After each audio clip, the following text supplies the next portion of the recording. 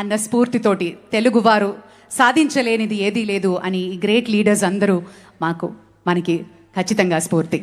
Sir, on that note, can we have your opening remarks please? Thank you.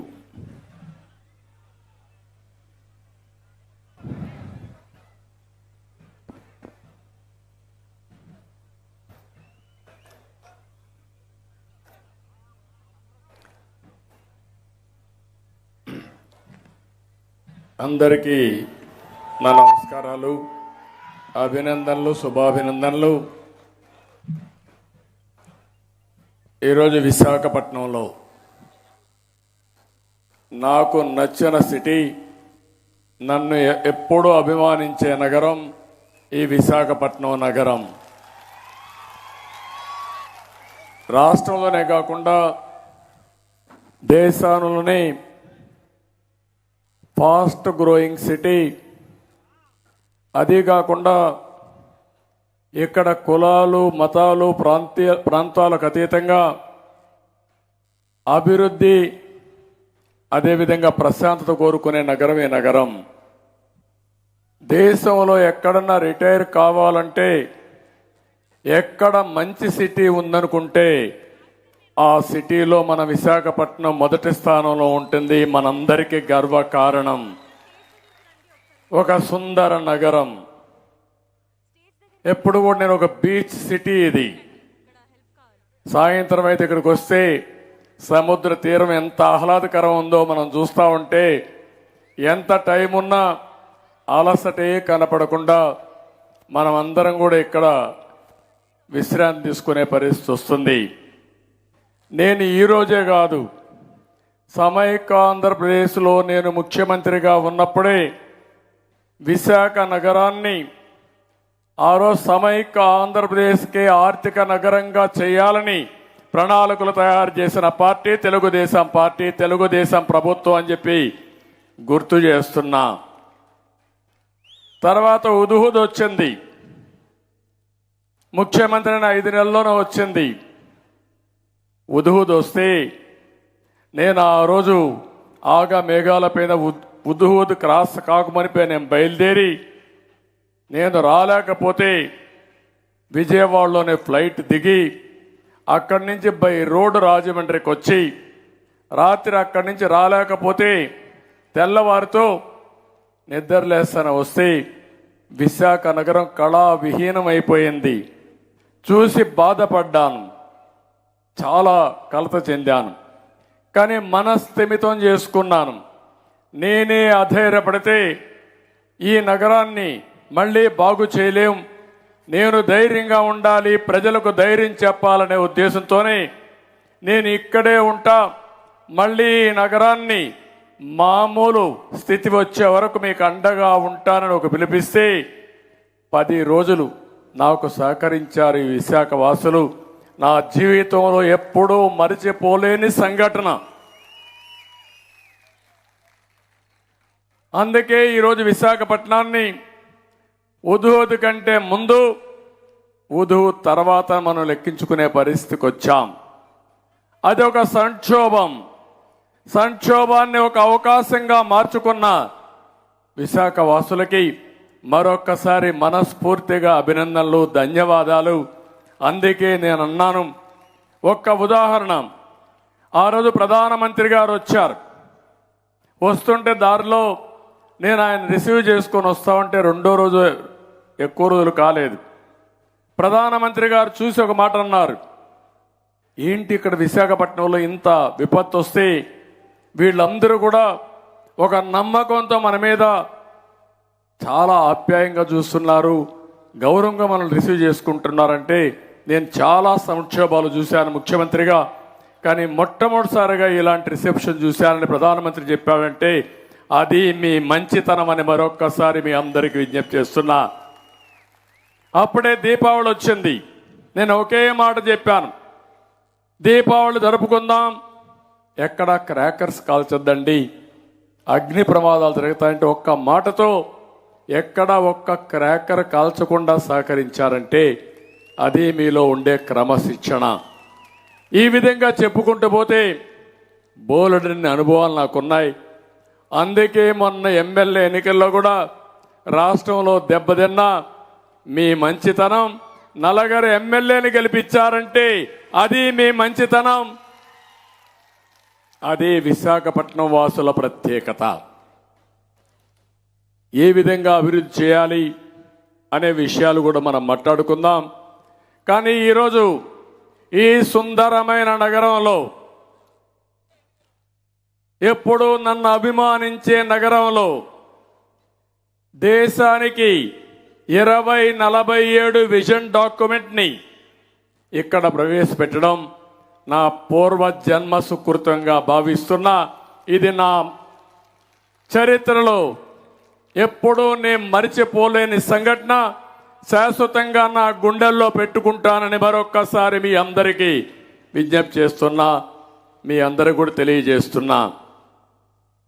ఈరోజు అలాంటి సమావేశంలో వచ్చాను.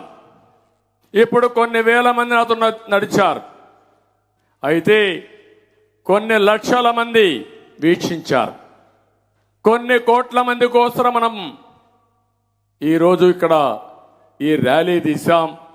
దేశమంతా కూడా, ఒక దేశంలోనే కాదు ప్రపంచంలో అనేక దేశాల్లో భారతీయులు, తెలుగు వారందరూ కూడా స్వాతంత్ర దిన వేడుకల్ని బ్రహ్మాండంగా జరుపుకున్నారు. అలాంటి సందర్భంలో నాకు ఒక ఆలోచన, ఆ ఆలోచనే ఈరోజు ఇక్కడ ఒక విజన్ డాక్యుమెంట్ రిలీజ్ చేయాలన్న ఆలోచనతో వచ్చాను.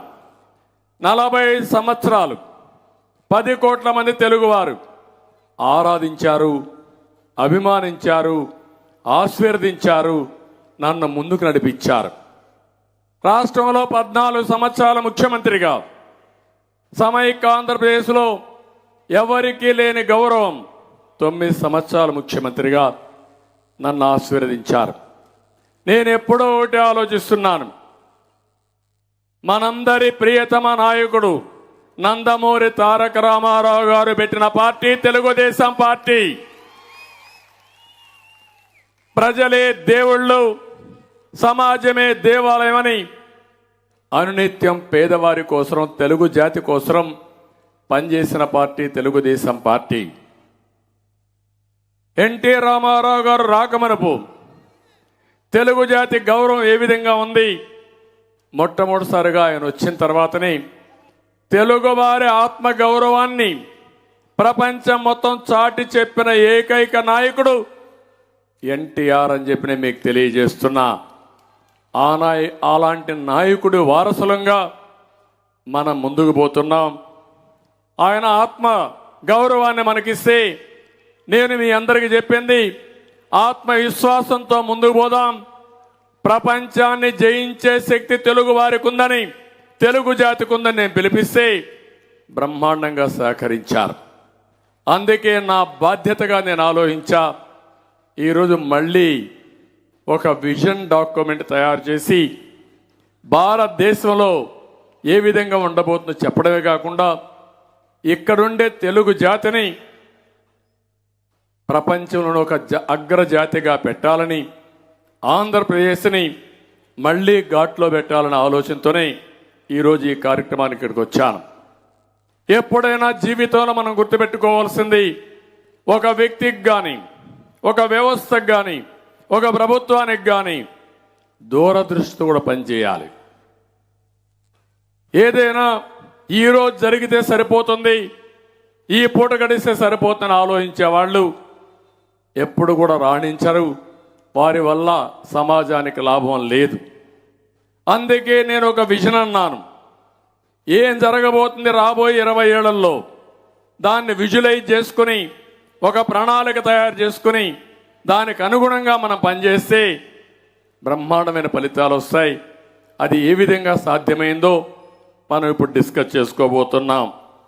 నా ఆలోచన ఒకటి, ఈ స్వాతంత్ర దినోత్సవం మనకి ఇండిపెండెన్స్ వచ్చింది, స్వాతంత్రం వచ్చింది, ఇంకా అవినీతి పోలేదు, ఇంకా ఒక పక్కన చూస్తే నేరాలు ఘోరాలు తగ్గలేదు. అందుకని నేను మిమ్మల్ని అందరూ కోరేది, free from corruption, free from crime. ఇది మనం ధ్యేయం కావాలి. ఈ రెండు నియంత్రణ చేయగలిగితే ఆటోమేటిక్గా డెవలప్మెంట్ కానీ సంక్షేమం కానీ పరుగులెత్తించే పరిస్థితి వస్తుంది. ఒక రెవల్యూషనరీ మార్పులు వస్తాయి. చాలా ఫాస్ట్గా చేసుకోవడానికి అవకాశాలు వస్తాయి. ఈరోజు మనందరం కూడా ఒకే ఆలోచన. ఈరోజు నేను సంస్కరణ మాట్లాడినా, దేశంలో ఎన్నో ఆర్థిక సంస్కరణలు తీసుకొచ్చిన ఈ సందర్భంగా మనం గుర్తుపెట్టుకోవాల్సింది, మన తెలుగువాడు, తెలుగు బిడ్డ పివి నరసింహరావు గారి ఆధ్వర్యంలో ఈ దేశానికి ఆర్థిక సంస్కరణలు ప్రవేశపెట్టి దశ దిశ నిర్దేశించారంటే అది తెలుగు వారి ప్రత్యేకత అని చెప్పి మరొక్కసారి మీ అందరికి విజ్ఞప్తి చేస్తున్నా. ఆర్థిక సంస్కరణ వల్ల సంపద సృష్టించబడతా ఉంది, కానీ ఆ సంపద కొంతమందికి పరిమితం అవుతా ఉంది. ఈరోజు నా ఆలోచన, పేదరికం లేని సమాజం చూడాల్సిన అవసరం ఉంది.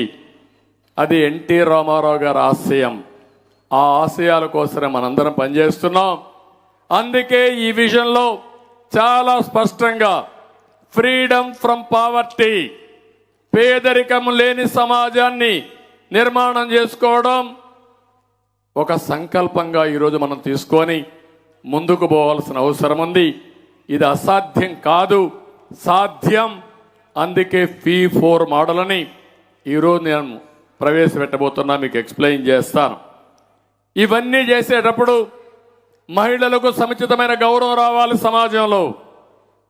వాళ్ళని కూడా అభివృద్ధిలో అన్ని రంగాల్లో భాగస్వాములు చేయాల్సిన అవసరం ఉంది. తరతరాలుగా వెనుకబడిన బీసీలు కానీ, వెనుకబడిన వర్గాలు కానీ, ఎస్సీలను కానీ, ఎస్టీలను కానీ, మైనారిటీస్ని కూడా ఒక ప్రత్యేకమైన కార్యాచరణ ప్రణాళిక తయారు చేసుకుని అందరితో సమానంగా వారిని ముందుకు నడిపించాల్సిన అవసరం ఉంది. ఈరోజు రైతులున్నారు, రైతు కూలీలున్నారు. ఇంకో పక్కన మీరు చూస్తే అనేక మంది ఆటోమొబైల్ వర్కర్స్ ఉన్నారు. నా ఆలోచన ఒకటే, రాబోయే రోజుల్లో ఈ సమాజంలో పైకొచ్చిన ప్రతి ఒక్కరు కూడా పేదవారికి అండగా ఉండే కార్యక్రమానికి ముందుకు పోవాలి. ఒక సామాజిక బాధ్యతగా తీసుకోవాల్సిన అవసరం ఉంది. ఈరోజు ఇంకొక పక్క కొంతమంది వృద్ధులు కూడా ఉన్నారు. అలాంటి వృద్ధులను కూడా ఆదుకోవడం మన కర్తవ్యంగా మనం తీసుకోవాలి. భారతదేశంలో మనకు వచ్చిన వారసత్వం మీరు చూస్తే తల్లిదండ్రుల్ని ఏ స్థాయిలో ఉన్నా గౌరవంగా చూసుకునే సమాజం భారతీయ సమాజం అని చెప్పి కూడా నేను మీకు తెలియజేస్తున్నా. ఈ సందర్భంగా నేను యువతకు ఒకటే హామీ ఇస్తున్నా. ఇక్కడే ఉన్నారు యువతంతా. ఈరోజు మీ ఉత్సాహం చూశాను. ఈ సెంచరీ మీదే. తమ్ముళ్ళు ఒకటే మిమ్మల్ని కోరుతున్నా, రాబోయే 100 సంవత్సరాలు మీదేనని చెప్పి మరొక్కసారి మీ అందరికీ విజ్ఞప్తి చేస్తున్నా. ఎందుకంటే ఈ సెంచరీ బిలాంగ్స్ టు ఇండియా. అందులో ప్రముఖ పాత్ర యువతది, విద్యార్థులది, పిల్లలది. ఆ విషయం మీరు గుర్తుపెట్టుకోవాల్సిన అవసరం ఉంది. అందుకే నేను ఇక్కడ లాంచ్ చేసినప్పుడు భారతదేశం యొక్క సంపద ప్రజలు, అందులో యువశక్తి. అలాంటి యువశక్తి పిలిపిస్తున్నా మనందరం కలిసి ముందుకు పోవాల్సిన అవసరం ఉంది. ఒకప్పుడు నేను ఒక మాట చెప్పేవాడిని, జూయిష్ ఉన్నారు. ప్రపంచంలో వాళ్ళ జనాభా ఎంతంటే 0.2%. ఎన్నో ఇబ్బందులు వచ్చాయి. ఇబ్బందులను అధిగమించారు, కష్టపడ్డారు, నాలెడ్జ్లో కానీ టెక్నాలజీలో ముందుకు పోయారు. ఈరోజు ప్రపంచంలో ఎక్కడ చూసినా అగ్రస్థానానికి వెళ్ళిపోయే పరిస్థితికి వచ్చారు. వాళ్ళ యొక్క విధానం చూస్తే, కోటీశ్వరులు చూస్తే ప్రపంచంలో టాప్ 10 మందిలో 5 మంది జూయిష్ ఉన్నారంటే అది వాళ్ళ యొక్క ఆర్థిక శక్తి, వాళ్ళ ఆలోచన విధానం. ఒకప్పుడు నేను తెలుగు వారికి చెప్పేవారిని ఎక్కడ పోయినా. ఈరోజు మీరందరూ కూడా ఒక రోజున జూయిష్తో పోటీ పడాలని చెప్పాను. ఈరోజు నేను గర్వంగా చెప్పగలుగుతున్నా, అమెరికాలో ఉండే తెలుగువారు జూయిష్ కంటే తలసరి ఆదాయంలో ఎక్కువ సంపాదించగలుగుతున్నారంటే అది తెలుగువాడి శక్తి, అది తెలుగువాడి సామర్థ్యం అని చెప్పి కూడా నేను మీకు తెలియజేస్తున్నా. ఒక రోజున తెలుగు జాతి ప్రపంచంలోనే అగ్రజాతిగా తయారవుతుంది. ఆ 10 కోట్ల మంది కోసం నేను ఆలోచిస్తున్నా. తెలుగుదేశం తెలుగు జాతి కోసం పెట్టిన పార్టీ.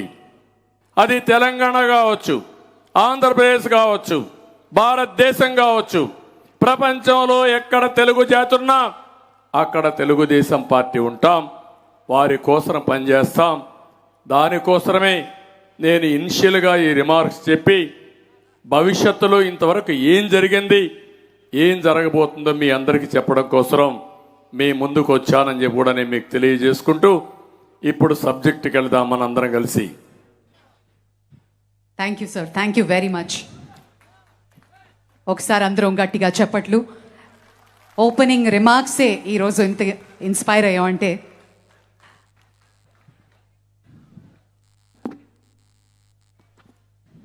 ఓకేమ్మా. సార్ ప్లీజ్ సార్, మీరు విజన్స్ చేయడంలో, ఒక విజన్ ఇవ్వడంలో చరిత్ర చూసుకుంటే విజన్ 2020 అన్నారు, అమలైంది, అండ్ మనం చూసాం ఎంత పురోగతి అయిందో. ఒక మనిషికి, ఒక రాష్ట్రానికి, ఒక దేశానికి విజన్ అన్నది ఎందుకు అవసరం మీ ప్రకారంగా? ఎప్పుడు కూడా ఆలోచనలు లేని పని ఈరోజు ఉంది, రేపు ఉంది, భవిష్యత్తు ఉంది. ఈ 3 కూడా సరిసమానంగా చేసుకున్న వారు ఎంతో ఎత్తుకు ఎదగలుగుతున్నారు. అట్లా కాకుండా ఈరోజే ఆలోచించిన వారు మాత్రం అక్కడే ఉండిపోతున్నారు.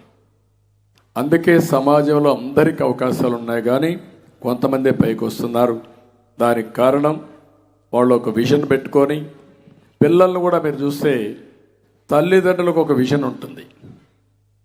నేను చిన్నప్పుడే నా కొడుకుని ఇంజనీర్ చేయాలి అంటే, చిన్నప్పుడు ఇంజనీర్ చేయాలనేది 20 సంవత్సరాల కళనే విజన్ అంటున్నాం. అక్కడి నుంచి ఏం చేయాలి, ఏ మంచి స్కూల్లో చేర్చాలి, లేకుంటే ఎక్కడ ఇంటర్మీడియట్ చేయాలి, ఇంటర్మీడియట్లో ఇంజనీర్ కావాలంటే బైపీసీ చేయాలి, దానికి ఎక్కడ చేస్తే మన పిల్లలకి ఈజీగా సీట్లు వస్తాయి, అది కూడా ఇంజనీరింగ్ కూడా ఎక్కడికి పోవాలి, ఐఐటికి పోవాలంటే ఏం చేయాలి, ఇవన్నీ ప్రణాళిక తయారు చేసుకొని దాన్ని చాలా సమర్థవంతంగా అమలు చేస్తారు. అందుకే వాళ్ళ భవిష్యత్తు బాగుంటుంది. లేకపోతే కొంతమంది అక్కడెక్కడ చదివించేసి శ్రద్ధ పెట్టకపోతే ఆ పిల్లల భవిష్యత్తు అక్కడికి ఉంటుంది. Absolutely right sir. సో అలాగే రాష్ట్రానికి, దేశానికి, ప్రపంచానికి కూడా విజన్ ఉండాలి అనే ఉద్దేశంతో మీరు ఈరోజు ఈ వేదిక మీద లాంచ్ చేయబోతున్నారు విజన్ 2047. లాంఛనంగా అన్వీల్ చేయవలసిందిగా రిక్వెస్ట్ చేస్తున్నాను సార్.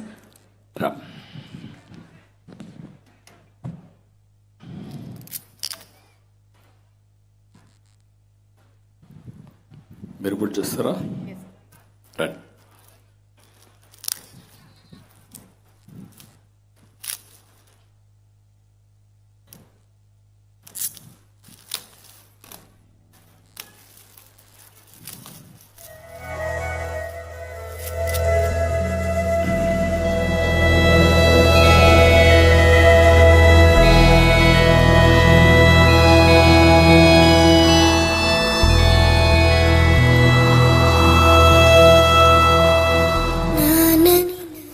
నిజంగా మనం చేసుకున్న అదృష్టంగా చెప్పుకోవచ్చు. ఇండియన్స్, తెలుగుస్ విజన్ 2047ని ఇప్పుడే లాంఛనంగా అన్వీల్ చేశారు. గట్టిగా చప్పట్లతోటి మన అభినందనలను తెలియజేద్దాం. అలాగే సార్, మే ఐ రిక్వెస్ట్, అసలు ఈ ఇండియన్స్, తెలుగు విజన్ 2047 అంటే ఏంటి? దీనికి స్ఫూర్తి ఏంటి? దీని వెనకాల ఉన్న థాట్ ఏంటి సార్? ఇప్పుడు నేను తయారు చేసినటువంటి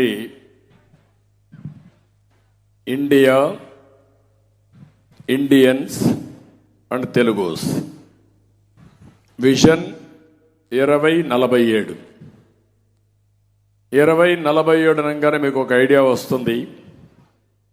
77వ స్వాతంత్ర దినోత్సవాన్ని ఈరోజు జరుపుకున్నాం.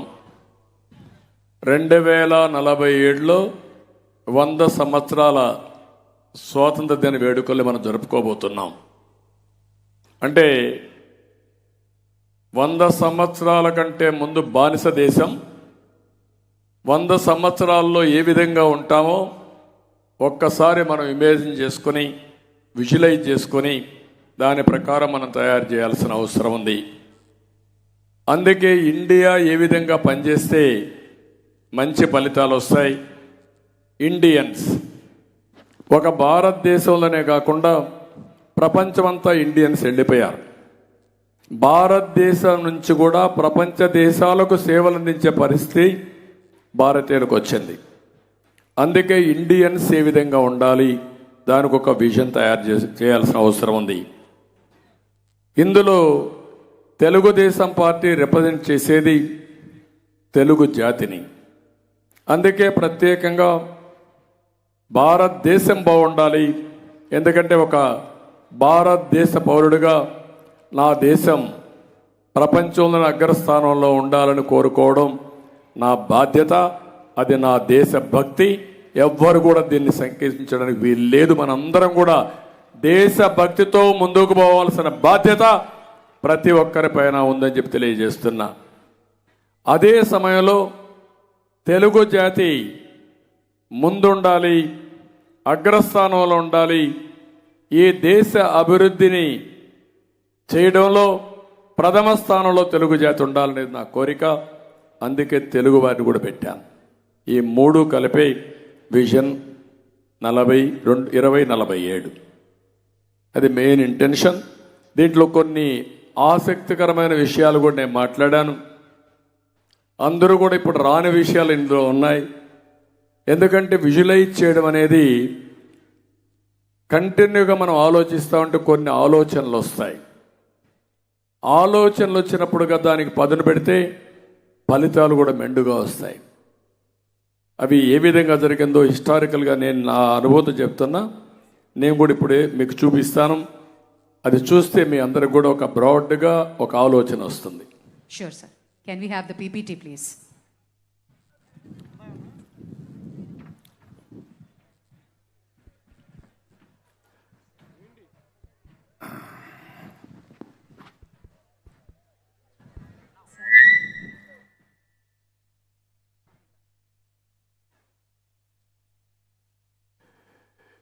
ఇప్పుడు మళ్ళీ ఒకసారి ఇండియా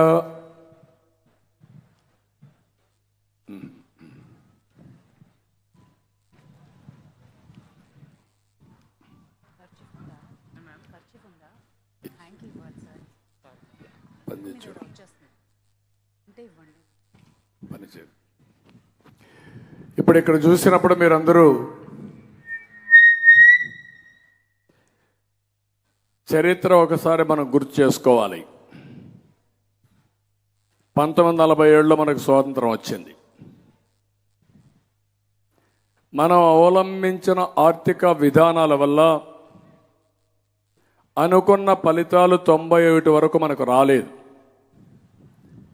మొట్టమొదటిసారిగా మీరు చూస్తే ఆర్థిక సంస్కరణలు 1991లో ఆనాటి ప్రధానమంత్రి పివి నరసింహరావు గారు ప్రారంభించారు.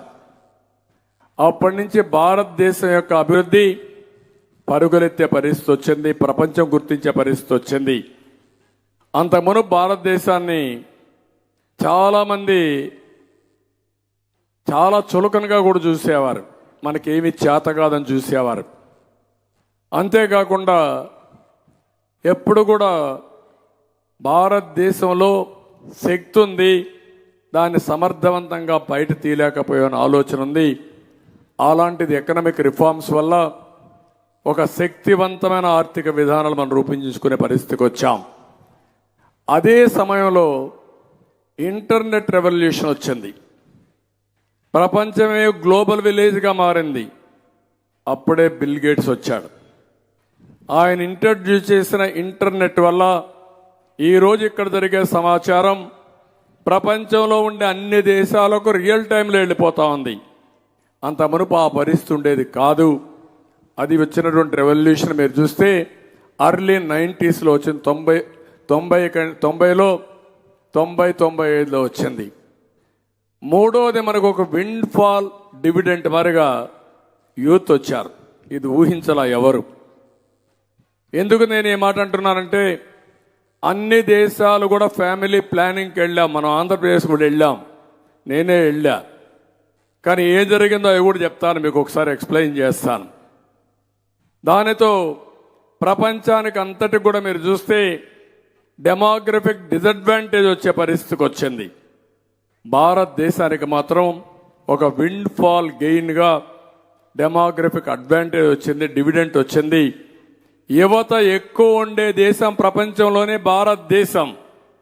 ఆ యువత అనుకుంటే ఏదైనా చేయగలుగుతారు. ఈ 3 అడ్వాంటేజ్ వల్ల 91 నుంచి ఈరోజు మీరు చూస్తే మన ఊహించని ప్రగతి వచ్చే పరిస్థితి వచ్చింది. అది ఏ విధంగా ఫస్ట్ మూవర్ అడ్వాంటేజ్ మనం తీసుకున్నామో అవి కూడా నేను మీకు ఎక్స్ప్లెయిన్ చేస్తాను. నెక్స్ట్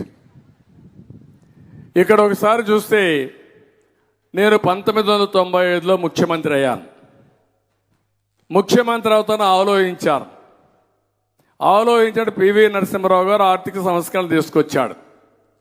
సెకండ్ జనరేషన్ రిఫార్మ్స్ నేను అమలు చేయడం మొదలుపెట్టాను.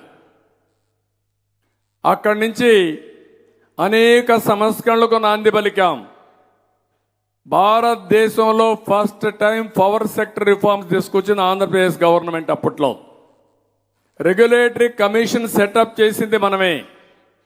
2004కి మిగులు కరెంటు కూడా ఉత్పత్తి చేసిన రాష్ట్రం ఆంధ్రప్రదేశ్ రాష్ట్రం. ఈరోజు మీరు ఏదైనా చూడండి, ఆంధ్రప్రదేశ్ రాష్ట్రంలో first power project green field Jegurupadu GVK పెట్టించాం. First green field airport Hyderabad. దేశంలోనే మొట్టమొదటిసారిగా ఎయిర్పోర్ట్ వచ్చిందంటే అది హైదరాబాద్. ఓపెన్ స్కై పాలసీలో ఫస్ట్ టైం ఫ్లైట్ హైదరాబాద్కు వచ్చింది, ఎమిరేట్స్. ఇది కాకుండా టెలికమ్యూనికేషన్ సెక్టర్లో పివి నరసింహారావు గారి పీరియడ్లో, వాజ్పేయి గారి పీరియడ్లో నేనే ఆ రోజు రిపోర్ట్ ఇస్తే డీరెగ్యులేషన్ తీసుకొచ్చారు. నేషనల్ హైవేస్ ఆ రోజు ఆయన ఆలోచిస్తే నేను మలేషియా చూసిన తర్వాత ఈ మార్గం చేయాలని చెప్తే ముందుకు వచ్చారు. అందుకే నేషనల్ హైవేస్ అన్ని గోల్డెన్ క్వాడ్రిలేటరల్ రోడ్లు వచ్చే పరిస్థితికి వచ్చింది. బ్రహ్మాండమైన రోడ్లు వచ్చాయి. అవన్నీ ఇన్ఫ్రాస్ట్రక్చర్లో వచ్చాయి. Information technology, biotechnology, pharma, finance ఇవన్నిటికి ప్రాధాన్యత ఇచ్చాం. మానవ వనరుల అభివృద్ధి కోసం, హ్యూమన్ రిసోర్సెస్ కోసం ముందుకు పోయాం. అక్కడ మీరు చూస్తే ఎలిమెంటరీ స్కూల్ నుంచి ఇంజనీరింగ్ కాలేజ్ వరకు సెంటర్స్ ఆఫ్ ఎక్సలెన్స్ కింద ఐఎస్బి, IIIT, నల్సార్ ఇలాంటి అన్నీ పెట్టాం. అదే మరి supporting infrastructure, airport, outer ring road, greenery ఇవన్నీ పెట్టాం. జన్మభూమి స్ఫూర్తి ఇంట్రడ్యూస్ చేశాం. సెల్ఫ్ హెల్ప్ గ్రూపులు ఈరోజు భారతదేశానికి ఆదర్శంగా ఉన్నాయి. ఆ రోజు మహిళా గ్రూపులు ఇంట్రడ్యూస్ చేశాం. విద్యా కమిటీలు, వన సంరక్షణ కమిటీలు, వాటర్ రిజర్వ్స్ అసోసియేషన్లు, CMEY, వాటర్ షెడ్ డెవలప్మెంట్ ఇవన్నీ పెట్టి ప్రజల్ని, స్టేక్ హోల్డర్స్ని భాగస్వాములు చేసి ముందు తీసుకుపోయాం. ఈ అన్నింటి వల్ల మీరు చూస్తే ఈరోజు హైదరాబాద్ను చూస్తే ఐటీ డెస్టినేషన్, నాలెడ్జ్ ఎకానమీ అంటే ముందు గుర్తొచ్చేది హైదరాబాద్. దానికి ఫౌండేషన్ ఇచ్చిన పార్టీ తెలుగుదేశం పార్టీ. అది 25 ఏళ్లలో బ్రహ్మాండంగా అభివృద్ధి అయి ఈరోజు హైయెస్ట్ పర్ క్యాపిటల్ ఇన్కమ్ వచ్చే పరిస్థితికి వచ్చింది హైదరాబాద్. బిగ్గర్ స్టేట్స్లో ఎక్కువ తలసరి ఆదాయం వచ్చే పరిస్థితి వచ్చిందంటే that is the eco system we created. ఇదే అందుకనే హైటెక్ సిటీతో ప్రారంభమైంది. దీన్ని ఇప్పుడు కూడా ఎవరు బీట్ చేయలేరు. ఐటీ అంటే హైటెక్ సిటీ చూపించాల్సిందే. అదే తెలుగుదేశం పార్టీ సాధించిన విజయం, చూపించినటువంటి దూరదృష్టి.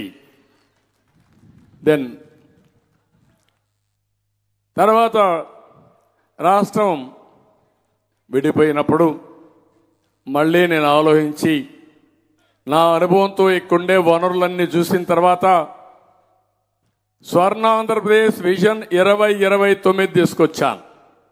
అప్పట్లో విజన్ 2020, తర్వాత స్వర్ణాంధ్రప్రదేశ్ విజన్ 2029. 16,000 కోట్ల రూపాయల లోటు బడ్జెట్తో స్టార్ట్ చేశాం.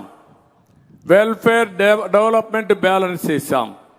అన్ని సెక్షన్స్ ఆదుకున్నాం. సంక్షేమం ఇచ్చాం, జీతాలు సక్రమంగా ఇచ్చాం, అభివృద్ధి ముందుకు తీసుకుపోయాం. 68,000 కోట్ల రూపాయలు ఖర్చు పెట్టి ఇరిగేషన్ ప్రాజెక్ట్స్ అన్ని చేసి ఏ విధంగా చేయాలనో దేశానికి ఒక ఆదర్శంగా ముందుకు తీసుకుపోయాం. అదే మార్గం దగ్గర పోలవరాన్ని పరిగెత్తించాం, 72% పూర్తి చేశాం. న్యూ క్యాపిటల్ అమరావతి, కొన్ని సిటీలు కావాలి. ఆ రోజు Hyderabad city brown field city, ఎందుకంటే హైదరాబాద్ సికింద్రాబాద్ ఉంది, సైబరాబాద్ యాడ్ చేశాం. ఈరోజు విజయవాడ గుంటూరు ఉంది, మధ్యలో అమరావతిని ఏర్పాటు చేయాలని, వరల్డ్ క్లాస్ సిటీగా తయారు చేయాలని శ్రీకారం చుట్టాం. అదే సమయంలో ఇండస్ట్రీ 16 లక్షల కోట్ల రూపాయలు విలువ చేసే పెట్టుబడులు వచ్చాయి. 5 లక్షల కోట్ల రూపాయలు అమలు చేశాం. యువతకు ఉద్యోగాలు వచ్చాయి. కియా మోటార్కు నీళ్లు కావాలంటే ప్రాజెక్టు కట్టి నీళ్లు ఇచ్చి కియా మోటార్ పూర్తి చేపించి నేనే ఫౌండేషన్ వేసి దాన్ని నేనే ఇనాగరేట్ చేశానంటే అదే తెలుగుదేశం పార్టీ సమర్థత, ఇండస్ట్రీస్ తీసుకొచ్చిన విధానం. ఇందులో కూడా ఈజ్ ఆఫ్ డూయింగ్ బిజినెస్ లో కంటిన్యూగా మనమే నెంబర్ 1గా వచ్చాం. ఫైనల్ గా మీరు చూస్తే 5 గ్రిడ్స్ 7 మెషిన్స్ పెట్టాం. 10.8% CAGR మనం సాధించాం. స్వతంత్రం వచ్చిన తర్వాత 10.8% గ్రోత్ వచ్చిన రాష్ట్రం ఏది లేదు 5 ఏళ్ళు. అది సాధించామంటే ప్రజలు చూపించిన చొరవ. అందుకే ఆ రోజు మనం చేయగలిగాం. అవి కూడా ప్రైసెస్ అన్ని కాన్స్టాంట్ ప్రైసెస్. అందుకే పైన పోలవరం చూపించాం. అమరావతి మీరు చూస్తే ఎంత బాగుందో చూడండి. ఈరోజు మొన్న చూస్తా ఉంటే దుర్మార్గుడు చేసిన పనికి అమరావతి బలైపోయింది. కడాన విశాఖపట్నం వాసులు కూడా అమరావతి కావాలని కోరుకుంటున్నారంటే అదే మీ కమిట్మెంట్, మీ మంచితనం. దానికి మనస్ఫూర్తిగా అభినందిస్తున్నా. ఇక్కడే కియా మోటార్ చూపించాం. మొన్నే అనంతపురం పోయినప్పుడు చెప్పాను, హైదరాబాద్ ఒకప్పుడు చార్మినార్ చూపించేవాళ్ళం, అనంతపురం పోతే క్లాక్ టవర్ చూపిస్తే ఇప్పుడు మీరు క్లాక్ టవర్ కాదు పెట్టుకునేది, హైదరాబాద్ హైటెక్ సిటీ చూపిస్తున్నారు. మీరు కియా పెట్టుకోమని చెప్పే పరిస్థితికి వచ్చామంటే అది ఒక ఆర్థికంగా మనం ముందుకెళ్తే కొన్ని వేల మందికి ఉద్యోగాలు వస్తాయి, సంపద సృష్టించగలుగుతాం. నెక్స్ట్, ఇక్కడ ఈరోజు నేను మీకు ఇచ్చినటువంటి vision, India, Indians, Telugus, vision 2047. ఇప్పటికే మీరు చూస్తే 5వ లార్జెస్ట్ ఎకానమీగా భారతదేశం ఉంది. ఇంకొక 5 ఏళ్లలో 3వ లార్జెస్ట్ ఎకానమీగా ప్రపంచంలో మనం తయారవుతున్నాం. 2047కి అందరూ ఎక్స్పెక్ట్ చేసేది 2వ స్థానం. నేను ఎక్స్పెక్ట్ చేసేది 1వ స్థానం. చైనా కంటే మించి భారతదేశం అభివృద్ధి కావాలి. ఇది భారతీయుల సంకల్పం. ఇది అసాధ్యం కాదు. మనం అనుకుంటే సాధ్యమని మరొకసారి మీ అందరికీ తెలియజేస్తున్నా. అలాంటి అడ్వాంటేజెస్ చాలా ఉన్నాయి. అందుకే ఇవన్నీ సాధించడం కోసం ఈ డికేడ్ని అందరూ కూడా ఇప్పటికే యాక్సెప్ట్ చేశారు. ఈ డికేడ్ బిలాంగ్స్ టు ఇండియా. నేననేది ఈ సెంచరీ బిలాంగ్స్ టు ఇండియా. ఈ 100 సంవత్సరాల మందే. 21వ సెంచరీ భారతదేశాందే. దాంట్లో మీకు ఆలోచన లేదు. ఏ విధంగా అనేది మనం చర్చిద్దాం. అందుకే 5 మోస్ట్ ఇంపార్టెంట్ స్ట్రాటజీస్ తీసుకున్నాం. అవన్నీ కూడా నేను చర్చిస్తాను.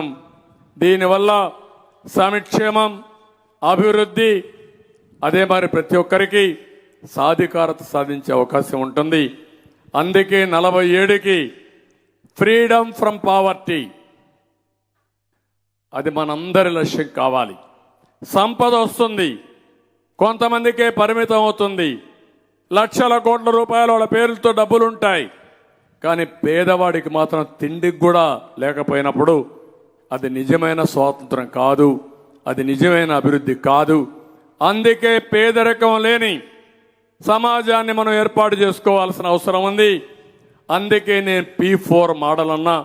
ఆ P4 మోడల్ కూడా ఏంటో మళ్ళీ నేను ఎక్స్ప్లెయిన్ చేస్తాను. నెక్స్ట్, ఇక్కడ మీరు చూస్తే 5 strategies for India as a global leader. ముందు నేను చెప్పాను ఆర్థిక సంస్కరణలు, టెక్నాలజీ రెవల్యూషన్, డెమోగ్రఫిక్ అంటే యువత ఎక్కువ రావడం. ఆ మూడు కలిపి ఈరోజు భారతదేశానికి గుర్తింపు వచ్చింది. సంపద చేశాం. కానీ ఇప్పుడు నేను చెప్పే ఈ 5 కూడా మన విజన్లో ఇంటిగ్రేట్ చేసుకోవాలి. ఈరోజు నేను ఇక్కడ పెట్టే విజన్ డాక్యుమెంట్ అంతా ఇది డ్రాఫ్ట్ మాత్రమే, ఇది చర్చలకు పెట్టింది మాత్రమే. మేధావులు మీ మైండ్కు పదును పెట్టాలి. మీరు కూడా ఇంటర్నెట్కి వెళ్ళండి, భవిష్యత్తును గురించి ఆలోచించండి. నేను ఇంకా చాలా మీటింగ్లు కూడా పెడతాను, మీ అందరి ఆలోచనలు తీసుకుంటాను. ఫైనల్గా ఈ దేశానికి నేను ఇచ్చే కాంట్రిబ్యూషన్ తెలుగు జాతిని ముందుకు నడిపించడానికి ఒక ఆయుధంగా నేను ఇచ్చేది విజన్ 2047 అని చెప్పి మీకు తెలియజేస్తున్నా. అందుకనే ఇక్కడ చూస్తే మొట్టమొదటిది సోలార్. భగవంతుడు మనకందరికి కూడా భారతదేశంలో ఎండ బాగా ఇచ్చాడు, దాంతో కరెంటు తయారు చేసుకోవచ్చు. ఒకప్పుడు 14 రూపాయలు సోలార్ ఎనర్జీ, దాన్ని నేను రాను ఇప్పుడు బాగా రేట్లు తగ్గి, నేను ముఖ్యమంత్రిగా ఉంటే ఒక మాట చెప్పాను, ₹1.50 నుంచి ₹2 వస్తుందంటే అందరూ నన్ను ఎగతాళి చేశారు.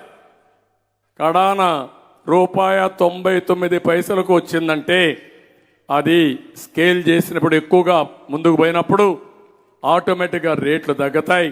అది చేయగలిగామంటే చొరవ చూపించింది తెలుగుదేశం పార్టీ అని చెప్పి కూడా నేను మీకు తెలియజేస్తున్నా.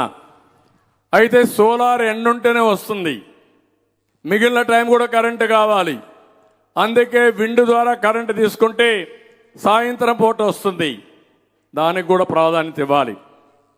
డే టైం సోలార్, సాయంత్రం విండ్. ఈ రెండు లేనప్పుడు పంప్డ్ ఎనర్జీ కింద హైడల్. ఈ మూడు కలిపి హైబ్రిడ్ మోడల్లో తీసుకోవాలి. వ్యవసాయం, ఇండ్లకు current, commercial current, industry current, వాహనాలు. రాబోయే రోజులు అన్ని వాహనాలు కూడా ఎలక్ట్రికల్ వెహికల్స్ వస్తాయి. ఇంట్లోనే ఛార్జ్ చేసుకుంటాం, లేకుంటే ఛార్జర్స్ వస్తాయి, లేకుంటే ఛార్జింగ్ స్టేషన్స్కి వెళ్తాం. ఇవి కానీ హైబ్రిడ్ చేసుకొని చేయగలిగితే ఇప్పుడుండే కాస్ట్లో గణనీయంగా తగ్గిపోయే పరిస్థితి వస్తుంది. అది కూడా నేను ఎక్స్ప్లెయిన్ చేస్తాను. అక్కడ డెమోక్రటైజేషన్, కొంతమందికే ఉత్పత్తి పరిమితం కాకూడదు. అదే మరి డీకార్బనైజేషన్, టోటల్గా పొల్యూషన్ కంట్రోల్ చేసే శక్తి ఈ ఎనర్జీకి ఉంది. డిజిటలైజేషన్తో మనం మేనేజ్ చేసుకోవచ్చు. గ్రిడ్ మేనేజ్మెంట్, ఇంటికి కూడా కరెంట్ ఆఫ్ చేయడం ఆన్ చేయడం ఈరోజు టెక్నాలజీ ద్వారా ఆఫ్ చేసుకునే పరిస్థితి వస్తుంది. రెండోది నీళ్లు.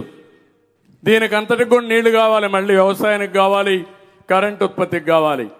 అందుకే వాటర్ సెక్యూర్ ఇండియా ఏంటో నేను ఎక్స్ప్లెయిన్ చేస్తాను.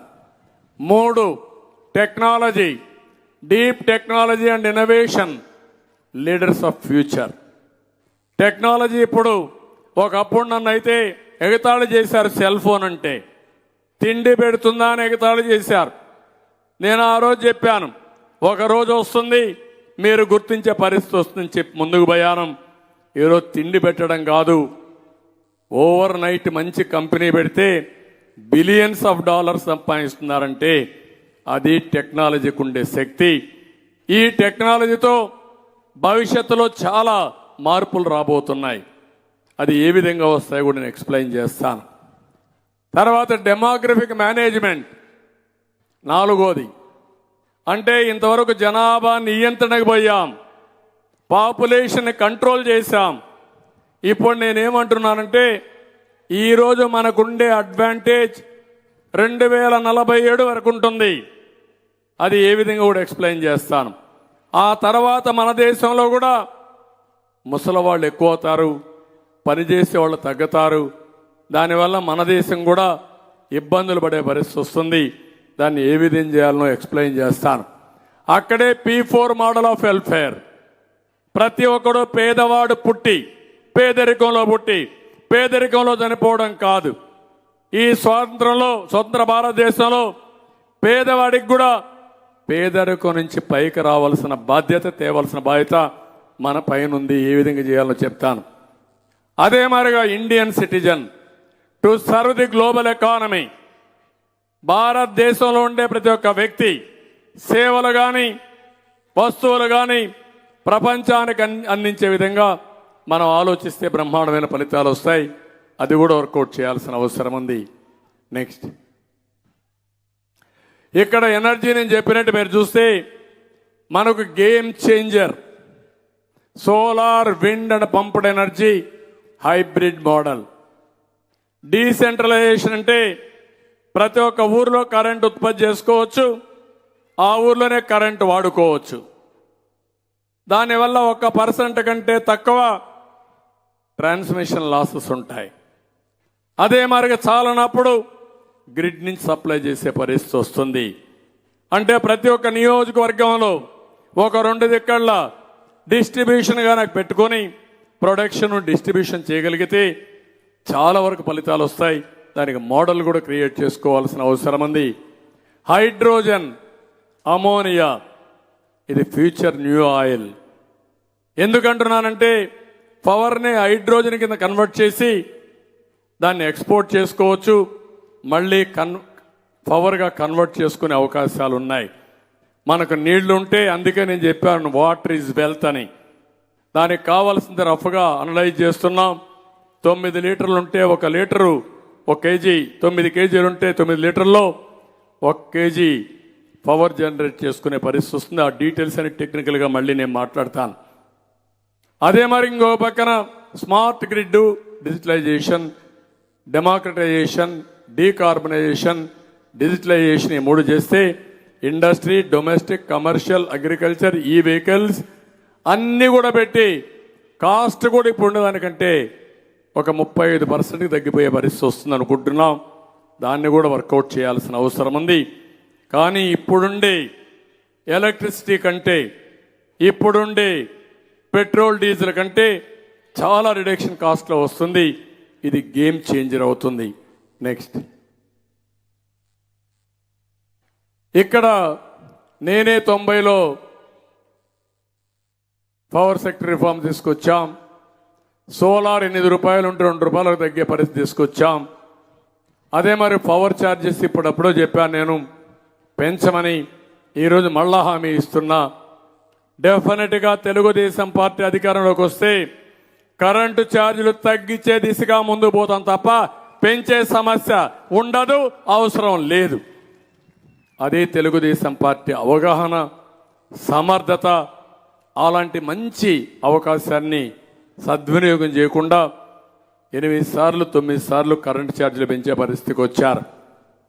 ఈరోజు ఇంకో పక్కన చూస్తా ఉంటే ఈరోజు మొత్తం ఇక్కడ చూసినప్పుడు energy independent by 2047, energy carbonisation by 2047. మీరు ఒక్కసారి ఇమేజిన్ చేసుకుంటే పొల్యూషన్ టోటల్గా కానీ కంట్రోల్ చేస్తే ఎన్ని లాభాలు ఎన్విరాన్మెంట్ మీద వస్తాయి, ఎన్ని లాభాలు హెల్త్ మీద పడతాయి. ఇవన్నీ కూడా మనం ఊహించినప్పుడు చాలా మంచి ఫలితాలు వచ్చే అవకాశం ఉంటుంది. నెక్స్ట్, వాటర్ సెక్యూర్ ఇండియా కింద 18% వరల్డ్ పాపులేషన్ ఉన్నారు. ఇండియా 4% వాటరే ఉంది. రాను రాను ఇంకా డిమాండ్ పెరుగుతుంది. పాపులేషను, అర్బనైజేషను, ఇండస్ట్రియలైజేషన్ వల్ల 40% మోర్ వాటర్ కావాలి 2047కి. Water is wealth. డ్రింకింగ్ కానీ, తాగునీరు కానీ, ఇండస్ట్రియల్ నీరు కానీ, వ్యవసాయానికి కానీ, అదే మాదిరిగా హైడ్రోజన్ తయారు చేసుకోవడానికి నీళ్లు కావాలి. ఈ నీళ్ళు అనేది మనం ఎంత సమర్థవంతంగా ఉపయోగించుకుంటే అంత మంచి ఫలితాలు వస్తాయి. నెక్స్ట్, ఇక్కడ చూస్తే వాజ్పేయి గారు ప్రధానమంత్రిగా ఉన్నప్పుడు నేను కూడా గట్టిగా అప్పుడు అడిగితే ఇంటర్లింకింగ్ ఆఫ్ రివర్స్ పెట్టారు. సురేష్ ప్రభుతో ఆ రోజు ఒక టాస్క్ ఫోర్స్ వేశారు. గవర్నమెంట్ మారింది, మళ్ళీ చేయలేకపోయారు. అది కాని వస్తే గంగా టు కావేరి మొత్తం నదుల అనుసంధానం.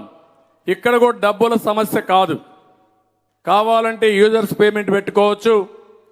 ఈరోజు నేషనల్ హైవేస్ ఏ విధంగా అయితే అదే బడ్జెట్తో ఈరోజు రోడ్లన్నీ ఎంత బాగా చేయగలిగారంటే దానికి కారణం ఎవరైతే రోడ్లు వాడతారో వాళ్ళకు బిల్లు వెళ్తుంది.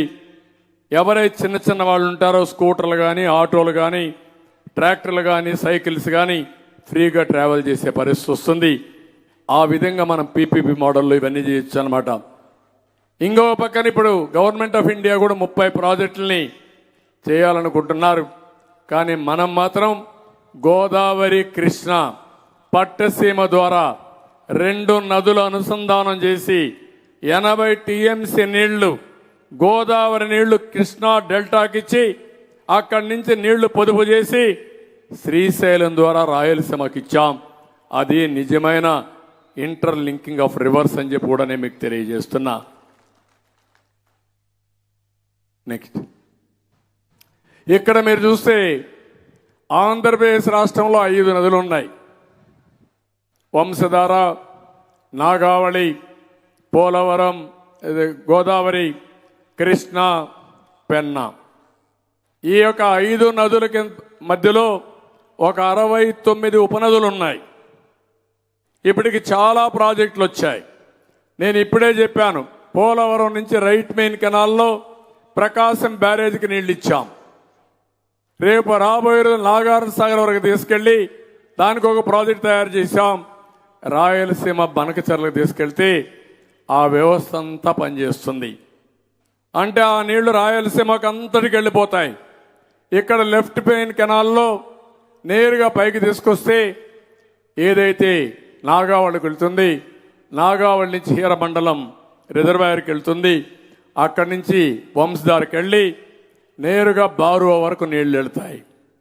కానీ దుర్మార్గమైన పని, పోలవరం ట్రబుల్లో పడేసే పరిస్థితికి వచ్చారు. 72% పూర్తి చేస్తే నీటి విలువ తెలియకుండా రివర్స్ టెండరింగ్ అని అసలు రివర్స్ పాలనలో పోలవరాన్ని గోదావరిలో ముంచేసే పరిస్థితికి వచ్చారు. ఆ విషయం సంబంధ టైం నేను మాట్లాడతాం, మీరు కూడా చూస్తున్నారు. అది ఎప్పటికవుతుందో చెప్పలేకుండా ఇప్పుడు కేంద్రమే చేయాలని కొత్త రాగం పలికే పరిస్థితి వస్తున్నారు. మీరు చేసిన తప్పుడు పని వల్ల రాష్ట్రం నష్టపోయి ఈరోజు ఎంత దుర్మార్గం అంటే వర్షాలు పడలేదు ఈ సంవత్సరం, రిజర్వాయర్లో నీళ్లు లేవు. నేను ఆలోచించిన విధానం 5 సంవత్సరాలు కరువు వచ్చిన రిజర్వాయర్లో ఫుల్గా నీళ్లుంటే, భూగర్భ జలాలు పైన ఉంటే కరువును కూడా సమర్థవంతంగా ఎదుర్కొంటామని ముందుకు పోతే వీళ్ళు వచ్చిన తర్వాత మొత్తం నాశనం చేసే పరిస్థితికి వచ్చారు. ఆ విధంగా కూడా ఇబ్బంది ఉంది. కానీ ఏ రాష్ట్రానికి లేనటువంటి వాటర్ అనేది నీరు సంపద మనకుంది. ఇది సమర్థవంతంగా ఉపయోగించుకోగలిగితే భవిష్యత్తు ఆశాజనకంగా ఉంటుంది. బంగారు భవిష్యత్తు క్రియేట్ చేసే అవకాశం వస్తుంది. నెక్స్ట్, ఇక్కడి నుంచి టెక్నాలజీ, మూడోది మనం చూస్తే టెక్నాలజీ. ఈరోజు డిజిటల్ పబ్లిక్ గూడ్స్ వచ్చాయి, గవర్నమెంట్ ఆఫ్ ఇండియా ఇంట్రొడ్యూస్ చేశారు. ఆధార్ వచ్చింది, బ్యాంక్ అకౌంట్స్ ఇంట్రాపరబిలిటీ వచ్చింది, హెల్త్ వ్యాక్సిన్స్ అంతా కూడా ఆన్లైన్లో చేశారు. అదే మరి డిజిటల్ లాకర్లు వచ్చాయి, ఈ రూపీ వచ్చింది, అనేక ప్రాజెక్టులు వచ్చాయి. అంటే గవర్నమెంట్ ఆఫ్ ఇండియా ఫెసిలిటేట్ చేయడం, రాష్ట్ర ప్రభుత్వాలు కూడా ఉపయోగించుకుంటే టెక్నాలజీ ఎంత ఉపయోగపడుతుందో ఒక ఉదాహరణ. ప్రైవేట్ గూడ్స్ ఉన్న యాప్స్ వచ్చాయి, ఎడ్యుకేషను, ఎంటర్టైన్మెంట్, కుకింగ్ అన్నీ కూడా ఇంట్లో కూర్చొని నాలెడ్జ్ మీరు చూసుకునే పరిస్థితి వచ్చింది. ఆ రోజు నేను అందుకనే ఫైబర్ గ్రిడ్ పెట్టి ప్రతి ఒక్క ఇంటికి 15 MBPS బ్యాండ్ విత్ ఇవ్వాలని, తద్వారా ఇంటర్నెట్ కూడా ఇవ్వాలని, ఇంటికి వైఫై కూడా ఇవ్వాలని 149 రూపాయలకే పెడితే దాన్ని కూడా భ్రష్టు పట్టించారు. టెక్నాలజీ తెలియదు, లేనిపోని ఆరోపణలు చేసి పూర్తిగా టెక్నాలజీని దెబ్బతీసే పరిస్థితికి వచ్చారు. కానీ చాలా ఉపయోగం ఉండబోతుంది. అదే మరి డెమోక్రటైజేషన్ ఆఫ్ నాలెడ్జ్. భవిష్యత్తులో మీరు ఒకటే గుర్తుపెట్టుకోండి, ఇప్పుడు జీపీటీ వచ్చింది, ఆర్టిఫిషియల్ ఇంటెలిజెన్స్ వచ్చింది. ఇవన్నిటి వల్ల నాలెడ్జ్ అనేది పేదవాడికి కూడా 80% అవైలబిలిటీ ఆన్లైన్లో వస్తే అక్కడి నుంచి డెసిషన్ మేకింగ్ కానీ ముందుకు తీసుకుపోవడం చాలా ఈజీ అవుతుంది.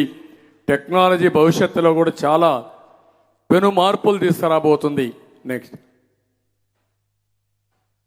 ఇక్కడ మీరు చూస్తే డ్రోన్స్ వస్తున్నాయి, రోబోటిక్స్ వస్తున్నాయి, ఆర్టిఫిషియల్ ఇంటెలిజెన్స్ వచ్చింది, ఐఓటీ వస్తూ ఉంది, క్వాంటమ్ కంప్యూటింగ్, ఇలాంటివన్నీ వస్తున్నాయి. ఇవన్నీ కూడా అగ్రికల్చర్, వ్యవసాయం, ఆరోగ్యం, విద్య, పరిపాలన, రవాణా అన్నిట్లో కూడా పెను మార్పులు రాబోతున్నాయి. దీనివల్ల ప్రొడక్టివిటీ పెరుగుతుంది, సమర్థత పెరుగుతుంది, ఆరోగ్యంలో ఖర్చులు తగ్గించుకునే అవకాశం వస్తుంది, వ్యవసాయంలో ఈల్డ్ పెరుగుతుంది, ఖర్చులు తగ్గుతాయి. ఇలాంటి అనేక లాభాలు రాబోతున్నాయి. అందుకే నేనేమంటున్నానంటే దీన్ని ఉపయోగించుకోవాల్సిన అవసరం ఉంది. టెక్నాలజీ కొంతమందికే పరిమితం కాకుండా ఎవరైతే కామన్ మ్యాన్ ఉన్నాడో, పేదవాడు ఉన్నాడో అతనికి కూడా డిజిటల్ అడ్వాంటేజ్ ఉంటే ప్రోగ్రెస్ అవ్వడానికి ఈజీగా ఉంటుంది. ఇప్పుడు డిజిటల్ కరెన్సీ వచ్చింది కాబట్టి నేను ఎప్పటి నుంచో ప్రమోట్ చేస్తున్నా, 500 రూపాయలు, 1000 రూపాయలు, 2000 రూపాయలు రద్దు చేస్తే ఈ రాజకీయ నాయకులు కానీ కొంతమంది బ్లాక్ మనీ పెట్టుకునే వాళ్ళ దగ్గర డబ్బులు ఉండవు. దానివల్ల విపరీతమైన అభివృద్ధి అవుతుంది. ప్రభుత్వానికి డబ్బులు కూడా ఇబ్బంది ఉండవు, ఆదాయం పెరుగుతుంది. అలాంటిది రావాలని చెప్పి మనస్ఫూర్తిగా ఆకాంక్షిస్తున్నా. నెక్స్ట్, ఇది 4వ పాయింట్. ఇది ఇండియా, మన దేశం ఇప్పుడు చూస్తే డెమోగ్రఫిక్ డివిడెండ్ ఉంది, అడ్వాంటేజ్ ఉంది. ఇది రాబోయే 20 సంవత్సరాలు ఉంటుంది. 35% పాపులేషన్ మన దేశంలో 20 సంవత్సరాల కంటే వయసు తక్కువ ఉన్నారు. ఆవరేజ్ వయసు చూస్తే 29 సంవత్సరాలు. అదే జపాన్ 49 సంవత్సరాలు. అదే చైనా 39 సంవత్సరాలు. చైనా కంటే మనం 10 సంవత్సరాలు ఆవరేజ్ వయసు తక్కువ ఉందంటే అది మనకు రాబోయే అడ్వాంటేజ్. ఇంకో పక్కన ఎక్కువ పని చేసే వాళ్ళు ఉన్నారు. డెమోగ్రఫిక్ డివిడెంట్ అంటే ఎక్కువ పని చేసేవాళ్ళు ఎక్కువ మంది ఉన్నారు, పిల్లలు, ముసలి వాళ్ళు తక్కువగా ఉన్నారు. దీనివల్ల 15, 59 సంవత్సరాల వయసుండే వాళ్ళంతా కూడా మనకు దేశమంతా ఉన్నారు. కానీ ఇప్పుడిప్పుడే ఈ వయసు ఉండే వాళ్ళు తగ్గుతున్నారు. కేరళ, తమిళనాడు, ఆంధ్రప్రదేశ్. దానికి కారణం మీరు చూస్తే ఒకప్పుడు ఫ్యామిలీ ప్లానింగ్ మనం అమలు చేశాం, దాని ఫలితం ఇప్పుడు కనపడుస్తూ ఉంది. దానికి ఏం చేయాలో కూడా నేను అక్కడే ఎక్స్ప్లెయిన్ చేయబోతున్నాను. బీహార్, మధ్యప్రదేశ్, యూపీకి అడ్వాంటేజ్ ఉంది. ఇంకా అంటే చిన్నవాళ్ళు, యంగ్స్టర్స్ ఎక్కువ ఉండే రాష్ట్రాలు ఇవి. సౌత్ ఇండియా మొత్తం ఏజింగ్ ప్రాబ్లం వస్తూ ఉంది, పెద్దవాళ్ళు ఎక్కువ ఉండే రాష్ట్రాలుగా తయారవుతున్నాయి. భవిష్యత్తులో ఈ యొక్క సమస్య కూడా వస్తుంది. నెక్స్ట్, ఇక్కడ మీరు చూస్తే ఆవరేజ్ ఏజ్ ఇండియా 3వ స్థానం 28.7 ఏళ్ళు. 2036 కూడా 31.1 ఉంటాం. ప్రపంచం ఇప్పుడు 31. అదే మరిగా 2036 33.3. అదే మరిగా ఈరోజు చూస్తే జపాన్ 48.6, 52.6కు వస్తారు. చైనా 38.4, 46కు వస్తారు. అంటే ఇది పెద్ద అడ్వాంటేజ్ మనకు ప్రస్తుతం. ఈ అడ్వాంటేజ్ని శాశ్వతంగా మనం పెట్టుకోగలిగితే భవిష్యత్తులో మనకు తిరుగు ఉండదు. కానీ దానికి ప్రణాళిక ఇప్పుడు నుంచి తయారు చేయాలి. ఈ పక్క మీరు చూస్తే స్టేట్ల వారీగా ఇప్పుడు ఎల్డర్లీ అంటే 60 సంవత్సరాల పైన ఉండేవాళ్ళు బీహార్, ఉత్తరాఖండ్, మధ్యప్రదేశ్, ఇండియా. అక్కడి నుంచి కిందికి వస్తే కేరళ, తమిళనాడు, హిమాచల్ ప్రదేశ్, పంజాబ్, ఆంధ్రప్రదేశ్. తెలంగాణ ఆంధ్రప్రదేశ్ కంటే బెటర్గా ఉంటుంది. తెలంగాణ చూస్తే 11, అది 17.1 అవుతుంది 2036కి. ఆంధ్రప్రదేశ్ 12.4, అది 18.9కి అవుతుంది.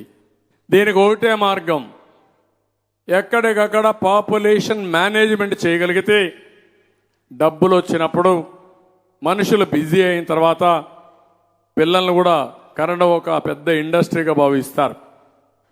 కానీ సమాజానికి కావాల్సింది పిల్లల అవసరం. చైనాలో స్ట్రిక్ట్గా పాపులేషన్ కంట్రోల్కి వెళ్ళారు. ఈరోజు డిమినిషింగ్ రిటర్న్ స్టార్ట్ అయినాయి. వాళ్ళు పెంచాలన్నా పెంచలేకపోతున్నారు.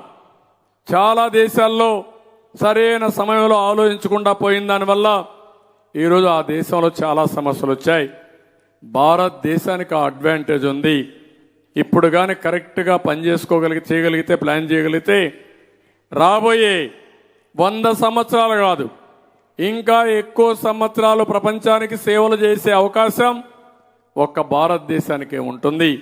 దానికి కారణం యువత ఎక్కువ ఉండే దేశంగా, టెక్నాలజీ అడాప్ట్ చేసుకున్న దేశంగా మనం ఉంటాం కాబట్టి ఆ అడ్వాంటేజ్ మనకు వస్తాయి. అందుకే నేను ఇది సజెస్ట్ చేస్తున్నా. లేకపోతే మనం కూడా ఒక 20 ఏళ్ళ తర్వాత తీరిగ్గా బాధపడే పరిస్థితికి వస్తుంది. అప్పుడు చెప్పినా మనం చేయలేని పరిస్థితి వస్తాం. ఆ ప్లానింగ్ కానీ మోటివేషన్ కానీ ఇప్పుడే చేసుకోవాల్సిన అవసరం ఉంది. నెక్స్ట్,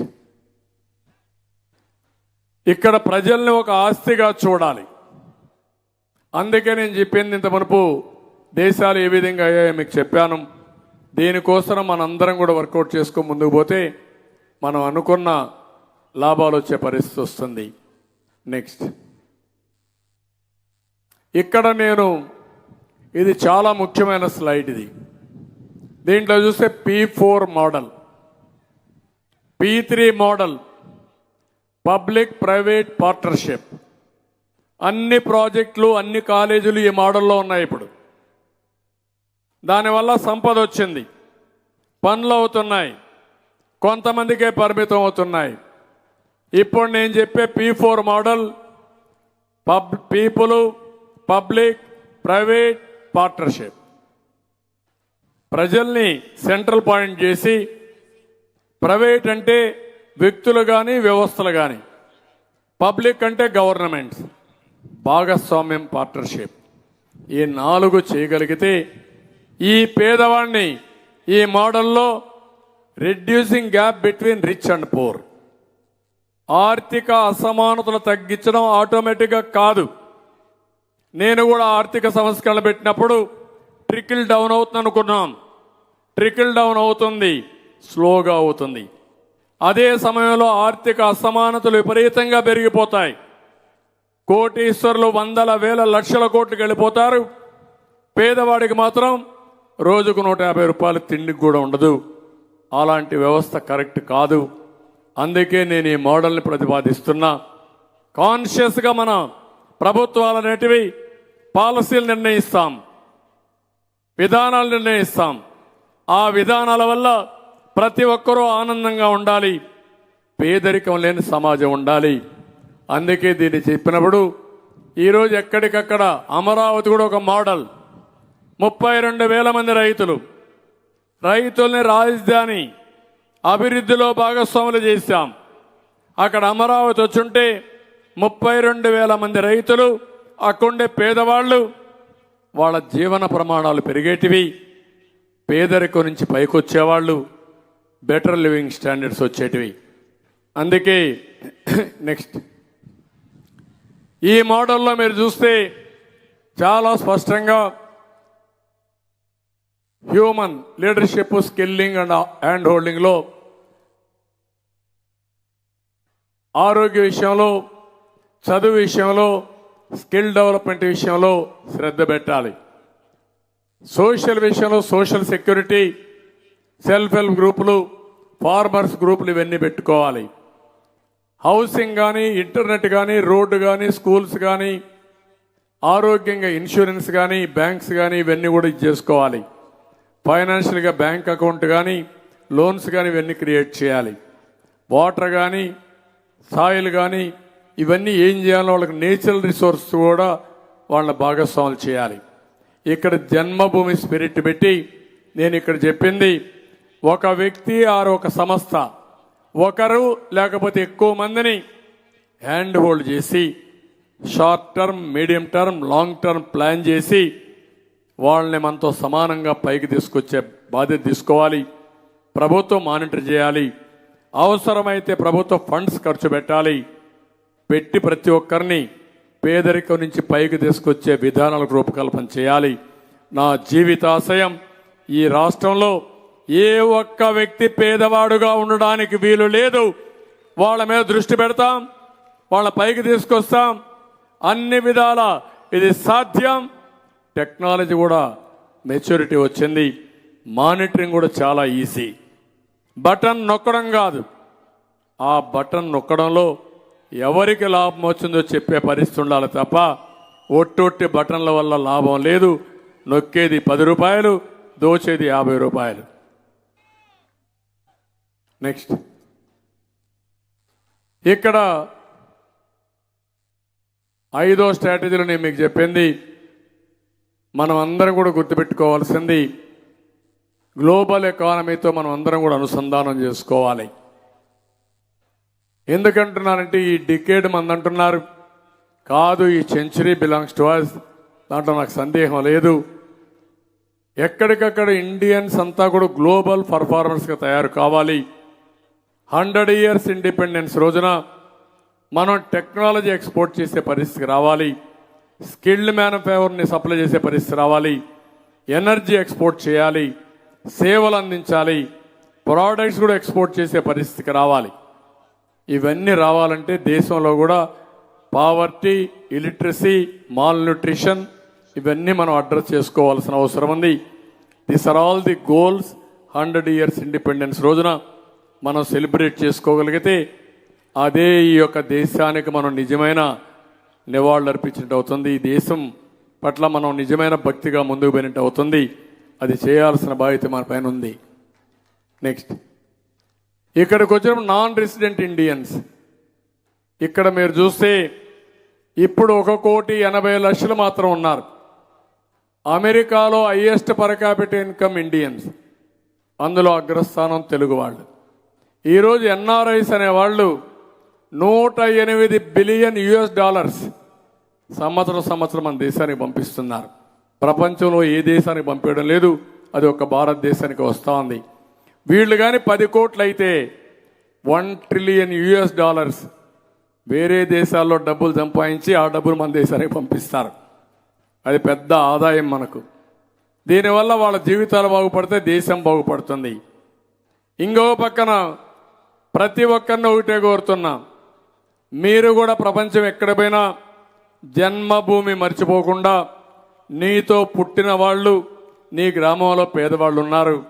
P4 మోడల్ ద్వారా ఒకరిని కానీ ఎక్కువ మంది కానీ నీ శక్తి ఇది చేసుకుని పైకి తీసుకొచ్చే బాధ్యత తీసుకోండి. వాళ్ళ ఎడ్యుకేషను, స్కిల్, వాళ్ళ ప్రొడక్టివిటీ ఇవన్నీ పెంచి వాళ్ళు కూడా పైకి తేవడం కోసం బాధ్యత తీసుకోవాలని అప్పీల్ చేస్తున్నా. నెక్స్ట్, ఇక్కడికి పోయినప్పుడు నేను దేశం కోసం ఇవి ఇచ్చినప్పుడు ఇంక డిస్కస్ చేసి విషయం కూడా తయారు చేస్తాను. అది నా బాధ్యతగా నేను భావిస్తున్నా. అయితే ఆంధ్రప్రదేశ్కి ఆంధ్రప్రదేశ్ నెంబర్ 1 రాష్ట్రంగా తయారు చేయాలి. ఈరోజు చాలా డిసడ్వాంటేజెస్ ఉన్నాయి, నాకేమాత్రం అనుమానం లేదు. ఒక అవకాశం 5 ఏళ్ళు 20 ఏళ్ళు వెనక్కి వెళ్ళిపోయాం. మంచి సమయంలో ఆంధ్రప్రదేశ్ రాష్ట్రం నష్టపోయాం. కానీ అట్లని చెప్పి మనం ఏదో డిమారలైజ్ అయిపోతే పూర్తిగా శాశ్వతంగా నష్టపోతాం. అందుకనే ఈరోజు మనం చేయాల్సింది, ఒకప్పుడు సన్ రైజ్ ఆంధ్రప్రదేశ్ 2029 నెంబర్ 1 అని పెట్టుకున్నాం. కానీ ఈరోజు చూస్తూ ఉంటే నిన్నే డచ్ బ్యాంక్ అయితే ఒక రిపోర్ట్ ఇచ్చారు. కొన్ని తెలంగాణ రాష్ట్రం 3వ ప్లేస్కి వస్తే ఆర్థికంగా ఇంప్రూవ్ చేసుకొని మనం 8 నుంచి 11వ ప్లేస్కి వెళ్ళాం. నిన్నే లిక్కర్ కోసం బాండ్స్కి వెళ్ళారు. అంటే ఇప్పటికే 13,000 కోట్ల రూపాయలు లిక్కర్ పైన తాకట్టు పెట్టి డబ్బులు తీసుకొచ్చారు. మళ్ళీ ఇంకొక 12,000 కోట్లకి వెళ్ళారు. ఎవడు డబ్బులు పెట్టలా. అంటే ఎందుకు పెట్టలేదు మీరు ఆలోచిస్తే, గవర్నమెంట్ గ్యారంటీ ఇచ్చినా పెట్టలేదంటే ఈ ప్రభుత్వం పైన నమ్మకం పోయింది, విశ్వాసం లేదు, వీళ్ళకు డబ్బులు ఇస్తే తిరిగి రావనే అభిప్రాయంతో ఇప్పుడు డబ్బులు పెట్టే పరిస్థితి లేదు. అలాంటి పరిస్థితున్నా నేను ఒకటే మీ అందరికి హామీ ఇస్తున్నా, మళ్ళీ కష్టపడదాం. ఈ రాష్ట్రాన్ని మళ్ళీ 2047కి ఒక విజన్ తయారు చేసుకుని నెంబర్ 1 రాష్ట్రంగా తయారు చేసే బాధ్యత మనం అందరం తీసుకోవాల్సిన అవసరం ఉందని చెప్పి కూడా నేను మీకు తెలియజేస్తున్నా. అందులో ఇక్కడ కూడా freedom from corruption and crime, leading to welfare and development revolution, achieving freedom from poverty. అవినీతి నేరాల్ని కాపాడుకోగలిగితే అక్కడి నుంచి సంక్షేమం పరిగెత్తుంది, డెవలప్మెంట్ బ్రహ్మాండం జరుగుతుంది, ఆటోమేటిక్గా పేదలు లేని రాష్ట్రంగా తయారు చేసుకునే అవకాశాలు వస్తాయి. నెక్స్ట్, ఇక్కడ నేను ఒక ఇంపార్టెంట్ కొటేషన్ మీ అందరికీ చెప్తున్నా. స్వామి వివేకానంద, ఇది మనకు వర్తిస్తుంది, మీరందరూ కూడా ఒకసారి దీన్ని చూడాలి. We are responsible for what we are and whatever we wish ourselves to be, we have the power to make ourselves. If what we are now has been the result of our own past actions, it certainly follows that whatever we wish to be in the future can be produced by our present actions. So we have to know how to act. 91లో ఆర్థిక సంస్కరణలు వచ్చాయి, technology revolution వచ్చింది, first mover advantage తీసుకున్నాం, బాగా ముందుకు పోయాం. 2014-19 దేశంలో number 1 అభివృద్ధి చేశాం. ఒక్క నిర్ణయం మీరు చేశారు, ఆ నిర్ణయం వైఎస్ఆర్ కాంగ్రెస్ పార్టీ రావడం.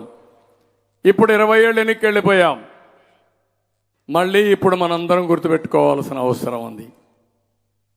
ఇది వివేకానంద చెప్పింది, మనం చేసిన పనుల వల్ల ఆ ఫలితాలు మనమే అనుభవిస్తాం.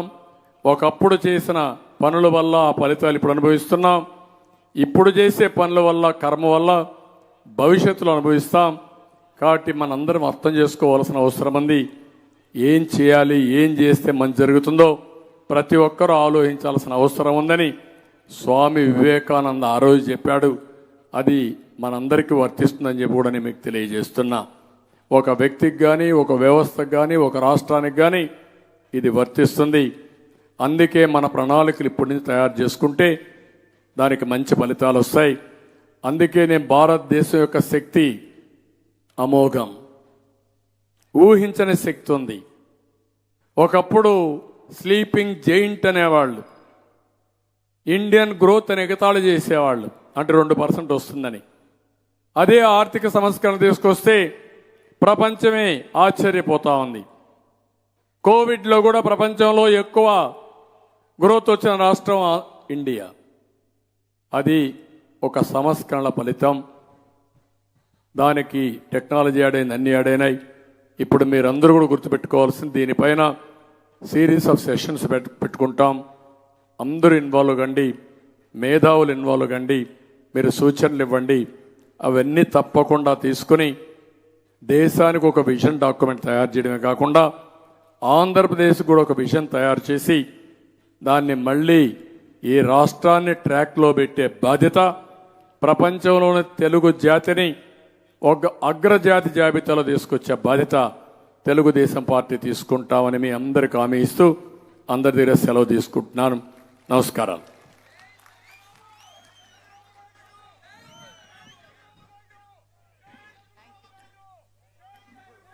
రమా,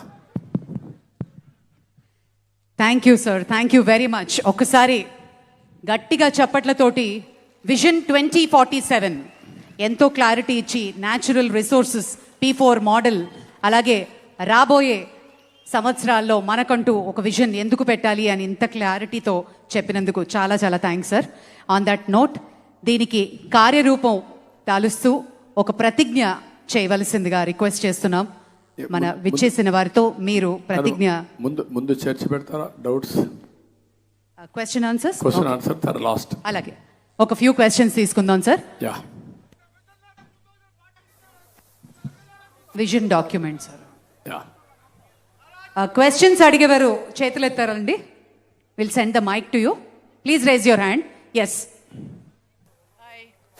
నిలబడండి అమ్మా. Hi, I am Venkat Sachinarayana Donepudi. గట్టిగా గట్టిగా. I am Yes. Venkat Sachinarayana Donepudi from United States, Boston. And I want to thank Chandrababu Naidu garu for presenting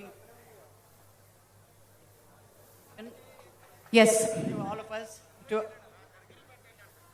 mic ఒక చీటి ముందుకు రాకూడదు తమ్ముడు, ముందుకు రా. ముందుకు వస్తే విజిబిలిటీ వస్తుంది.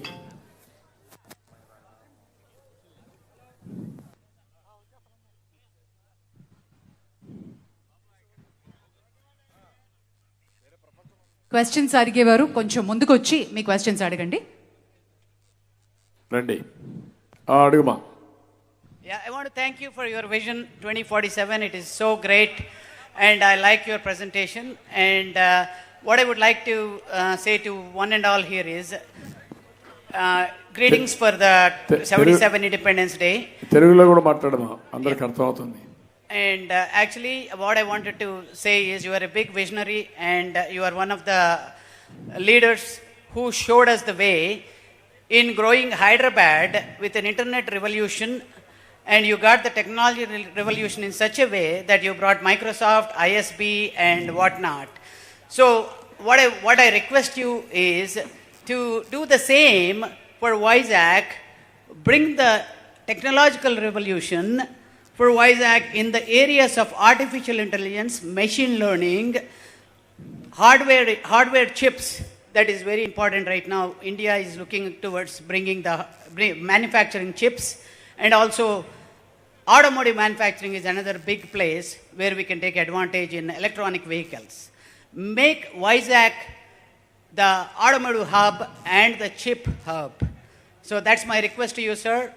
And what I would like to ask you is, my question to you is, basically, in what way we can help you in your 2047 initiative, and also for our community, for our Telugu community in Andhra Pradesh. మీ పేరేం brother? Venkat Sachinarayana Donepudi. Venkata Satyanarayana గారు, ఇప్పుడు మీరు చెప్పింది hardware కూడా మనం చాలా వీక్గా ఉన్నాం ఒకప్పుడు. ఇటీవల గవర్నమెంట్ ఆఫ్ ఇండియా శ్రద్ధ పెట్టిన తర్వాత second largest production world wide మనం ఉన్నాం. మీరు అన్నట్టు కండక్టర్స్ కానీ ఇవి కొంచెం సెమీ కండక్టర్స్ ఇవన్నీ కొంచెం వెనకబడ్డాం. Right. అవి కూడా మనం ఎప్పటి నుంచో కోరుకుంది చేయాలని. కంబైన్డ్ ఆంధ్రప్రదేశ్ కూడా ప్రెషర్ పెట్టాం కానీ జరగలేదు. అవన్నీ గ్యాప్ ఏరియాస్ అన్నీ కూడా ఐడెంటిఫై చేసుకుని మనం ముందుకు పోగలిగితే చాలా ఇది వస్తుంది. విశాఖపట్నానికి వచ్చినప్పుడు నేను ఆ రోజు డేటా సెంటర్ ఇక్కడ పెట్టాలని చెప్పి ప్రయత్నం చేశాం. అది వచ్చుంటే నాలెడ్జ్ ఎకానమీకి సంబంధించి కొన్ని లక్షల మంది ఇక్కడ కుటుంబాలు బాగుపడేవాళ్ళు. రెండోది ఫిన్టెక్ ఇక్కడి నుంచే సింగపూర్, లండన్లో ఉంది. మూడో సెంటర్గా ఇండియాలో విశాఖపట్నాన్ని ఎంపిక చేసుకొని చేయాలనుకున్నాం. అది కూడా వీళ్ళు వచ్చిన తర్వాత ఇది చేశారు. ఇలాంటి ఇనిషియేటివ్స్ అన్నీ కూడా దెబ్బతిన్నాయి.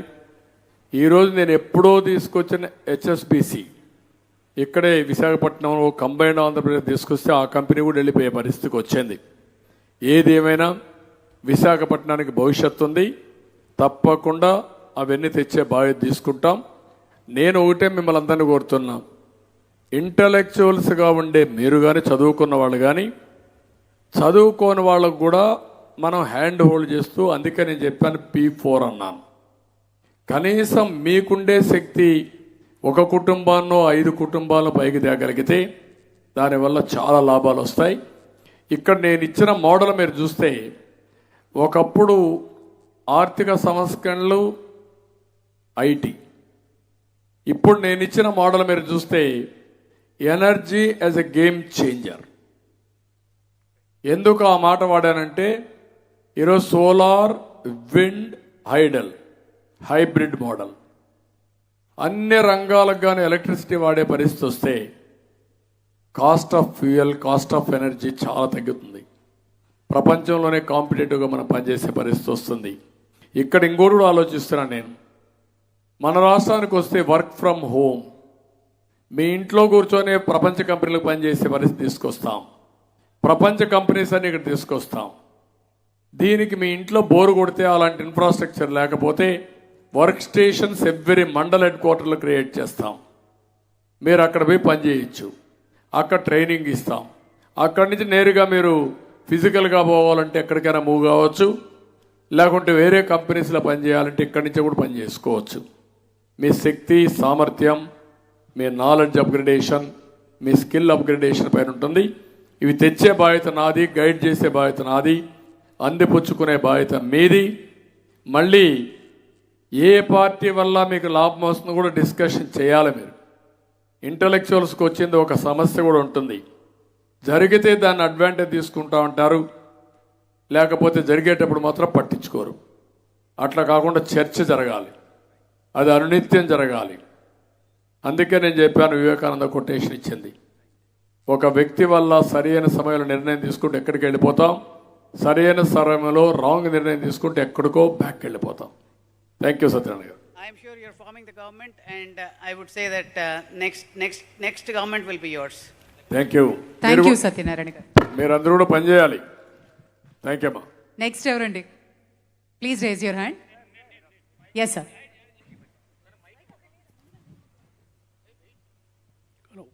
ఇవ్వండి, అమ్మాయికి ఇవ్వండి, వారికి ఇవ్వండి.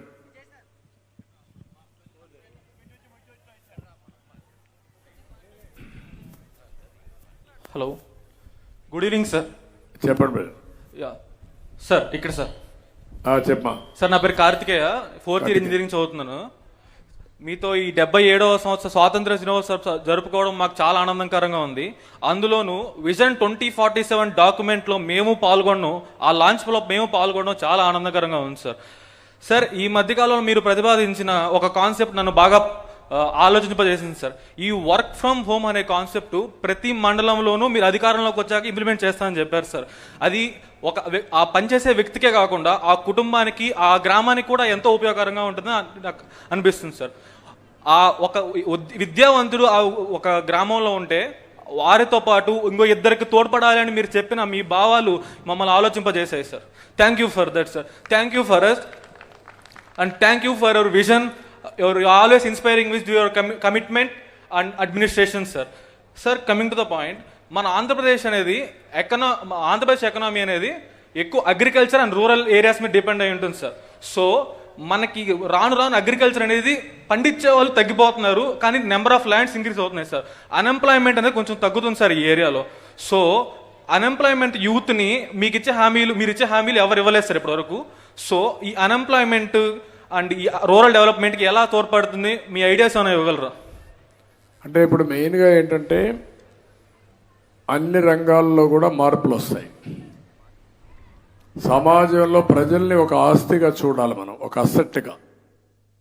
మనం డబ్బుల్ని ఒక క్యాపిటల్గా చూస్తాం. ప్రజల్ని కానీ ఒక క్యాపిటల్గా చూస్తే ఆటోమేటిక్గా ప్రతి ఒక్కరి ఆదాయం పెంచాలి. దానికి మార్గాలు ఏమన్నా మీరు ఒక మాట చెప్పారు. మీ ఊర్లో నువ్వు పని చేసుకుంటే, తల్లిదండ్రులు చూసుకుంటే, వ్యవసాయం చేసుకుంటే నీకు సంవత్సరం ఒక 50,000 40,000 రూపాయలు వస్తుంది అనుకుందాం ఉదాహరణకు. అదే నువ్వు చదువుకొని మీ ఊరు నుంచే వర్క్ ఫ్రమ్ హోమ్ ఆరు మండల హెడ్ క్వార్టర్లో పెట్టినటువంటి ప్లేస్ నుంచి నువ్వు కానీ వర్చువల్గా పనిచేస్తే ప్యాకేజ్ నెలకు ₹1,00,000 రావచ్చు, తెలివితేటలుంటే 2 లక్షలు రావచ్చు.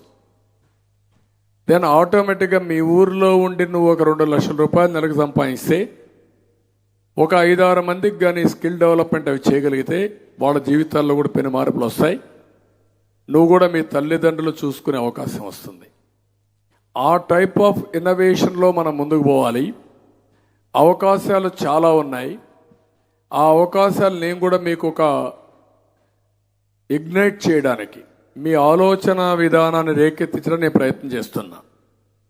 ఇప్పుడు నేను విజన్ 2020 అన్నాను. అప్పుడు ముఖ్యమంత్రిగా నేను ప్రతి ఒక్క ఊరికి వెళ్ళాను. వెళ్ళినప్పుడు చదివించండి, చదువు వల్ల నీ పిల్లలు చాలా ప్రయోజకులు అవుతారు, ఒక 10 ఎకరాలు 20 ఎకరాలు నువ్వు ఆయనకి ఇచ్చినా 100 ఎకరాలు ఇచ్చినా అతను ప్రయోజకుడైతే 1000 ఎకరాలు విలువ చేసే డబ్బులు సంపాదిస్తాడు అని చెప్పేవాడిని. ఈరోజు నిజమైంది. ఎందుకంటున్నానంటే నాలెడ్జ్ ఎకానమీలో మనం ఏ విధంగా ఉపయోగించుకోవాలి. వ్యవసాయం కూడా ఇగ్నోర్ చేయకూడదు, రైతును కూడా ఆదుకోవాలి. అందుకే నేను మొన్న కూడా చెప్పాను, టెక్నాలజీ తీసుకొస్తాం, రైతును ఆదుకుంటాం, నెలకు 20,000 రూపాయలు, సంవత్సరానికి 20,000 రూపాయలు ఆయనకి ఇస్తాం. అందుకే సూపర్ 6లో అది కూడా ఉంది. ఇవన్నీ చేస్తూనే రూరల్ డెవలప్మెంట్ మీద ఎక్కువ శ్రద్ధ పెడతాం, పెట్టాలి కూడా. పెట్టినప్పుడే ఈ యొక్క అర్బన్ ఏరియాలు రూరల్ ఏరియాలు రెండు కూడా సమతుల్యంతో ముందుకు పోతే భవిష్యత్తు బ్రహ్మాండంగా ఉంటుంది. టెక్నాలజీ ఏజ్లు ఇవన్నీ సాధ్యం చేద్దాం. Thank you sir. Thank you. Next అండి, అక్కడ వారికి ఇవ్వండి, వారు అడుగుతున్నారు లేడీస్. సార్ నమస్తే సార్. ఏం బ్రదర్ చెప్పండి. నా పేరు నరసింహరావు సార్, నేను గ్రాడ్యుయేట్ని.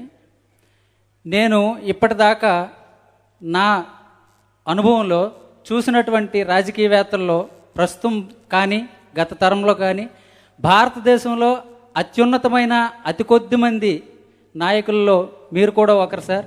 మిమ్మల్ని చిన్ననాటి నుంచి నేను అదే కోణంలో చూస్తున్నాను. ఎప్పటికీ మాలాంటి వారికి ఈరోజు మీరే ఆదర్శం సార్. ఎందుకంటే అనేకమైన సంస్కరణలు ఇటు రాష్ట్రంలో విద్యుత్ సంస్కరణలు కావచ్చు, మేము మా కల్లారా చూసాం. 2000 ఇక్కడ వైజాగ్లోనే హుద్హుద్ తుఫాన్ వచ్చినప్పుడు మీరు 10 రోజులు ఇక్కడే ఉండి మీరు చూపిన చొరవ, మీరు ఇక్కడ చేసినటువంటి సేవ, ఇక్కడున్న పరిస్థితుల్ని పర్యావరణాన్ని కూడా చక్కబెట్టి వెళ్ళిన గొప్ప ఘనమైన నాయకత్వం మీది. అందులో భాగంగానే ఇక్కడ ఈరోజు మేము చూసిన ఈ భూగర్భ విద్యుత్ కేబుల్ కూడా ఆ ఇంప్లిమెంటేషన్లో భాగంగానే జరిగింది సార్. కాబట్టి మేము ఎప్పటికీ మీ ఘనతను గుర్తుంచుకుంటాం సార్. అయితే నా ప్రశ్న ఏమిటంటే సార్, మీరు ఇందాక చెప్పారు సార్, తెలుగువారు అతి సమీప భవిష్యత్తులోనే జ్యూస్ని రీప్లేస్ చేస్తారు అని చెప్పారు. ఇది నిజంగా వినడానికి చాలా ఆసక్తిగా ఉంది సార్ మీరు చెప్పిన విషయం. ఇలా ఎలా జరుగుతుందని మీరు అనుకుంటున్నారు సార్? దయచేసి ఈ సభాముఖంగా మాకందరికీ మీ నోటి ద్వారా ఆ సందేహాన్ని నివృత్తి చేస్తారని నేను ఈ సభాముఖంగా మిమ్మల్ని వేడుకుంటున్నాను సార్. మీరు ఒక మాట చెప్పారు మా, చాలా సంతోషం. జూయిష్ని కూడా ఆ కొండే పాలకులు హిట్లర్ వీళ్ళంతా చాలా హింస పెట్టారు. ఎంతైతే వాళ్ళు ఇబ్బంది పెట్టారో అంత రాడు తెలిపారు. బలమైన ప్రగాఢమైన కోరిక పుట్టింది వాళ్ళలో, మనం కష్టపడాలని. కష్టపడ్డారు, టెక్నాలజీ అడాప్ట్ చేసుకున్నారు. వాళ్ళంతా ఉండేది 1 కోటి మంది జనాభా ఆ దేశం అంతా. చుట్టుపక్కల అన్ని ఇబ్బందులు ఉన్నాయి. దేశంలో వర్షం కూడా పడదు, 250-300 మిల్లీమీటర్ల వర్షపాతం. అక్కడి నుంచి ఎవ్రీ డ్రాప్ని సేవ్ చేసుకుంటూ వ్యవసాయం హైటెక్కి వెళ్ళారు. నేను ముఖ్యమంత్రిగా ఉంటే కుప్పంలో నేను ఆ రోజు ఇజ్రాయెల్ టెక్నాలజీతో వ్యవసాయం చేయించా. మళ్ళా గవర్నమెంట్ మారుతానే మార్చేశారు. తర్వాత మోడీ గారు గుజరాత్ తీసుకెళ్లారు. అలాంటి టెక్నాలజీ డీప్ ప్లవింగ్ కానీ అవన్నీ చేసి హై ఈల్డింగ్కి వెళ్ళేవాళ్ళు. ఈరోజు ప్రపంచం అంతా కూడా హైయెస్ట్ వెల్త్ వాళ్ళ దగ్గరనే ఉంది, సంపద అంతా వాళ్ళ దగ్గరనే ఉంది. దానికి కారణం ఏంటి? కష్టపడడం, కరెక్ట్గా చేయడం. ఇప్పుడు తెలుగు వాళ్ళకు నేను ఇదే చెప్పాను, ఒక ఆయుధం ఇచ్చా, ఐటీ. నేను ఆ ఐటీ ఇచ్చినప్పుడు ఒక మాట చెప్పేవాడిని, మీరు జాబ్ వర్క్ కాకుండా ప్రోడక్ట్స్ తయారు చేయండి అనేవాడిని. ప్రోడక్ట్స్ తయారు చేసిన తర్వాత మీరు ఉద్యోగాలు చేయడం కాదు, మీరు ఉద్యోగాలు ఇవ్వాలనేవాడిని. ఈరోజు మన వాళ్ళు కంపెనీలు పెట్టారు, బ్రహ్మాండంగా ముందుకు పోయారు. అమెరికాలో జూయిష్ కంటే తలసరి ఆదాయం ఎక్కువ ఇవ్వద్దంటే తెలుగు వాళ్ళది. ఇప్పుడు రికార్డు ఉంది, అమెరికాలో అమెరికన్స్ ఆదాయం $64,000 $63,000. తెలుగు వాళ్ళు ఇండియన్స్ ఆదాయం అని తెలుసా నీకు? $125,000. అది తెలుగు వారి యొక్క శక్తి, భారతీయుల యొక్క నాలెడ్జ్. కాబట్టి ఇంక ఇప్పుడైతే వాళ్ళని పర్ క్యాపిటల్ ఇన్కమ్ క్రాస్ అయ్యాం, కానీ వాళ్ళు సంపాదించిన సంపద చాలా ఉంది. అది క్రాస్ కావాలంటే ఇంకొక 10 ఏళ్ళు 20 ఏళ్ళు పడుతుంది. ఆ రోజు రావాలని మనస్ఫూర్తి కోరుకుంటున్నా. డబ్బులు సంపాదించే మార్గం, సంపద సృష్టించే మార్గం నేను చాలామందికి చెప్తూనే ఉంటాను. దానివల్ల చేసుకున్న వాళ్ళు చేసుకుంటా పోతున్నారు. ఒకప్పుడు ఆంట్రప్రెన్యూర్ అనేవాడు మన రాష్ట్రంలో లేకపోతే నేను ఆంట్రప్రెన్యూర్ కావాలని చెప్పాను. ఈరోజు పెద్ద పెద్ద కంపెనీలు వచ్చాయి, కొన్ని దెబ్బతిన్నా మెజారిటీ సర్వైవ్ అయినాయి. ఆ విషయం మీరు గుర్తుపెట్టుకోవాలి. ఈరోజు మనందరం ఈ రాష్ట్రంలో ఉండే ప్రతి ఒక్కరూ ఈ రాష్ట్ర అభివృద్ధి తద్వారా దేశ అభివృద్ధికి మనం దోహదం చేయాలి. Everything is possible. నువ్వు గుర్తుపెట్టుకో. నేను అడుగుతున్నా, నీ చిన్నప్పుడు కరెంట్ ఉండేదే మీ ఊరికి? ఎంత ఏజ్ నీకు తెలియదు. ఇప్పుడు కొత్తగా వచ్చిన కుర్రాళ్ళు ఉన్నారు. మా ఊర్లో కరెంట్ లేదు. నేను 6 కిలోమీటర్లు నడిచాను. ఓకే, ఎడ్ల బండ్లు అప్పట్లో అదే వాహనం. ఎక్కడన్నా కానీ పోవాలంటే ఎడ్ల బండ్లో తీసుకుపోయి ఏదైనా కానీ దేవునికి పూజ చేయాలన్న అందరం పోయి ఒక 10 కిలోమీటర్లు పోయి మళ్ళీ ఆ ఎడ్ల బండ్లో వచ్చే రోజులు. ఇప్పుడు ఏమైంది? Electrical cars, driverless cars, bullet trains. Can you imagine? ఎన్నేండ్లు ఇవన్నీ? నేనే చూసేసా. 25-30 ఏళ్ళు. 25-30 ఏళ్ళు హైదరాబాద్ నగరాన్ని 95 ముందు ఇప్పుడు ఒకసారి మీరు కంపేర్ చేసుకోండి. సైబరాబాద్ ఎక్కడుంది? ఈరోజు సైబరాబాద్ పోతే మీకే అర్థమవుతుంది కదా. అంటే ఏదైనా సంకల్పం ఉండి దృఢ సంకల్పంతో పనిచేసే సాధ్యం. అది నేను చెప్తున్నా, నన్ను నమ్ముతున్నారు. ఓసారి అన్ని ఉచితంగా ఇస్తామని ఎవడో కథలు చెప్పే కొద్దికి మోసపోతున్నారు. మళ్ళీ వైకుంఠపాళి మంది పైకి వెళ్ళడం, కిందికి పోవడం, మళ్ళీ పైకి రావడం, ఆ పరిస్థితిలో ఉన్నాం. అది కానీ కంటిన్యూ అయితే ఎక్కడికో వెళ్ళే పరిస్థితి వస్తుంది. తెలివితేటలో మన సామర్థ్యాలు తక్కువ కాదు, కానీ మనకు కొన్ని బలహీనతలు ఉన్నాయి. కులము, మతము, ప్రాంతం. అందుకే విశాఖపట్నాన్ని ఎప్పుడు నేను అప్రిషియేట్ చేస్తా. ఇక్కడ కులం లేదు, మతం లేదు, ప్రాంతం లేదు. ఒకే ఇది. మంచి చేస్తే మంచి అంటారు, చెడు చేస్తే చీ అంటారు. అది రావాలి అందరిలో. లాస్ట్ 2 questions అండి ప్లీజ్. ఎస్, అమ్మాయి అడుగు. గట్టిగా మాట్లాడమ్మా. Sir, నా పేరు Namrata. I'm final year pharmacy student and I'm also founder and CEO of savoricious food and beverages. So it's nutraceutical based startup. So ముందుగా నేను మీకు చెప్పాలనుకున్నది, చాలా చిన్నప్పటి నుంచి కూడా మీరు చేసిన అభివృద్ధి అంతా చాలా దగ్గరగా చూస్తూ పెరిగాను సార్. హైదరాబాద్ డెవలప్మెంట్ కానివ్వండి, ఐటీ కానివ్వండి, ఈ దేశంలోనే ఏ రాజకీయ నాయకుడు సపోర్ట్ చేయనప్పుడే మీరు ఆంటర్ప్రెన్యూర్షిప్ని సపోర్ట్ చేశారు. అండ్ ఎవరు కని విని ఎరుగని రీతిలో ఐటీని, ఆంటర్ప్రెన్యూర్షిప్ని, ప్రైవేటైజేషన్ని కలిపి డెవలప్మెంట్ అంటే ఏంటో చూపించారు. మీరు ఇచ్చిన స్ఫూర్తితోటి నేను ఆంటర్ప్రెన్యూర్షిప్లోకి వెళ్ళగలిగాను. నేనే కాదు, ఈరోజు యువత ఆంధ్రప్రదేశ్లో కానీ తెలంగాణలో కానీ ఇక్కడే ఉండి మనకు ఉపాధి దొరుకుతుంది అంటే అది మీ ఘనత సార్. దానికి విధాత మీరు. కానీ 2019లో మేము చేసిన తప్పు వల్ల ఇప్పుడు మీరు అన్నట్టు నిజంగానే అనుభవిస్తున్నాం సార్. 2024లో మేము ఖచ్చితంగా మళ్ళీ ఆ తప్పు చేయబోము సార్. మీరు ఇప్పుడు ప్రెజెంట్ చేసిన 2047 విజన్ మీద నేను మిమ్మల్ని ఒక క్వశ్చన్ అడగాలనుకుంటున్నాను సార్.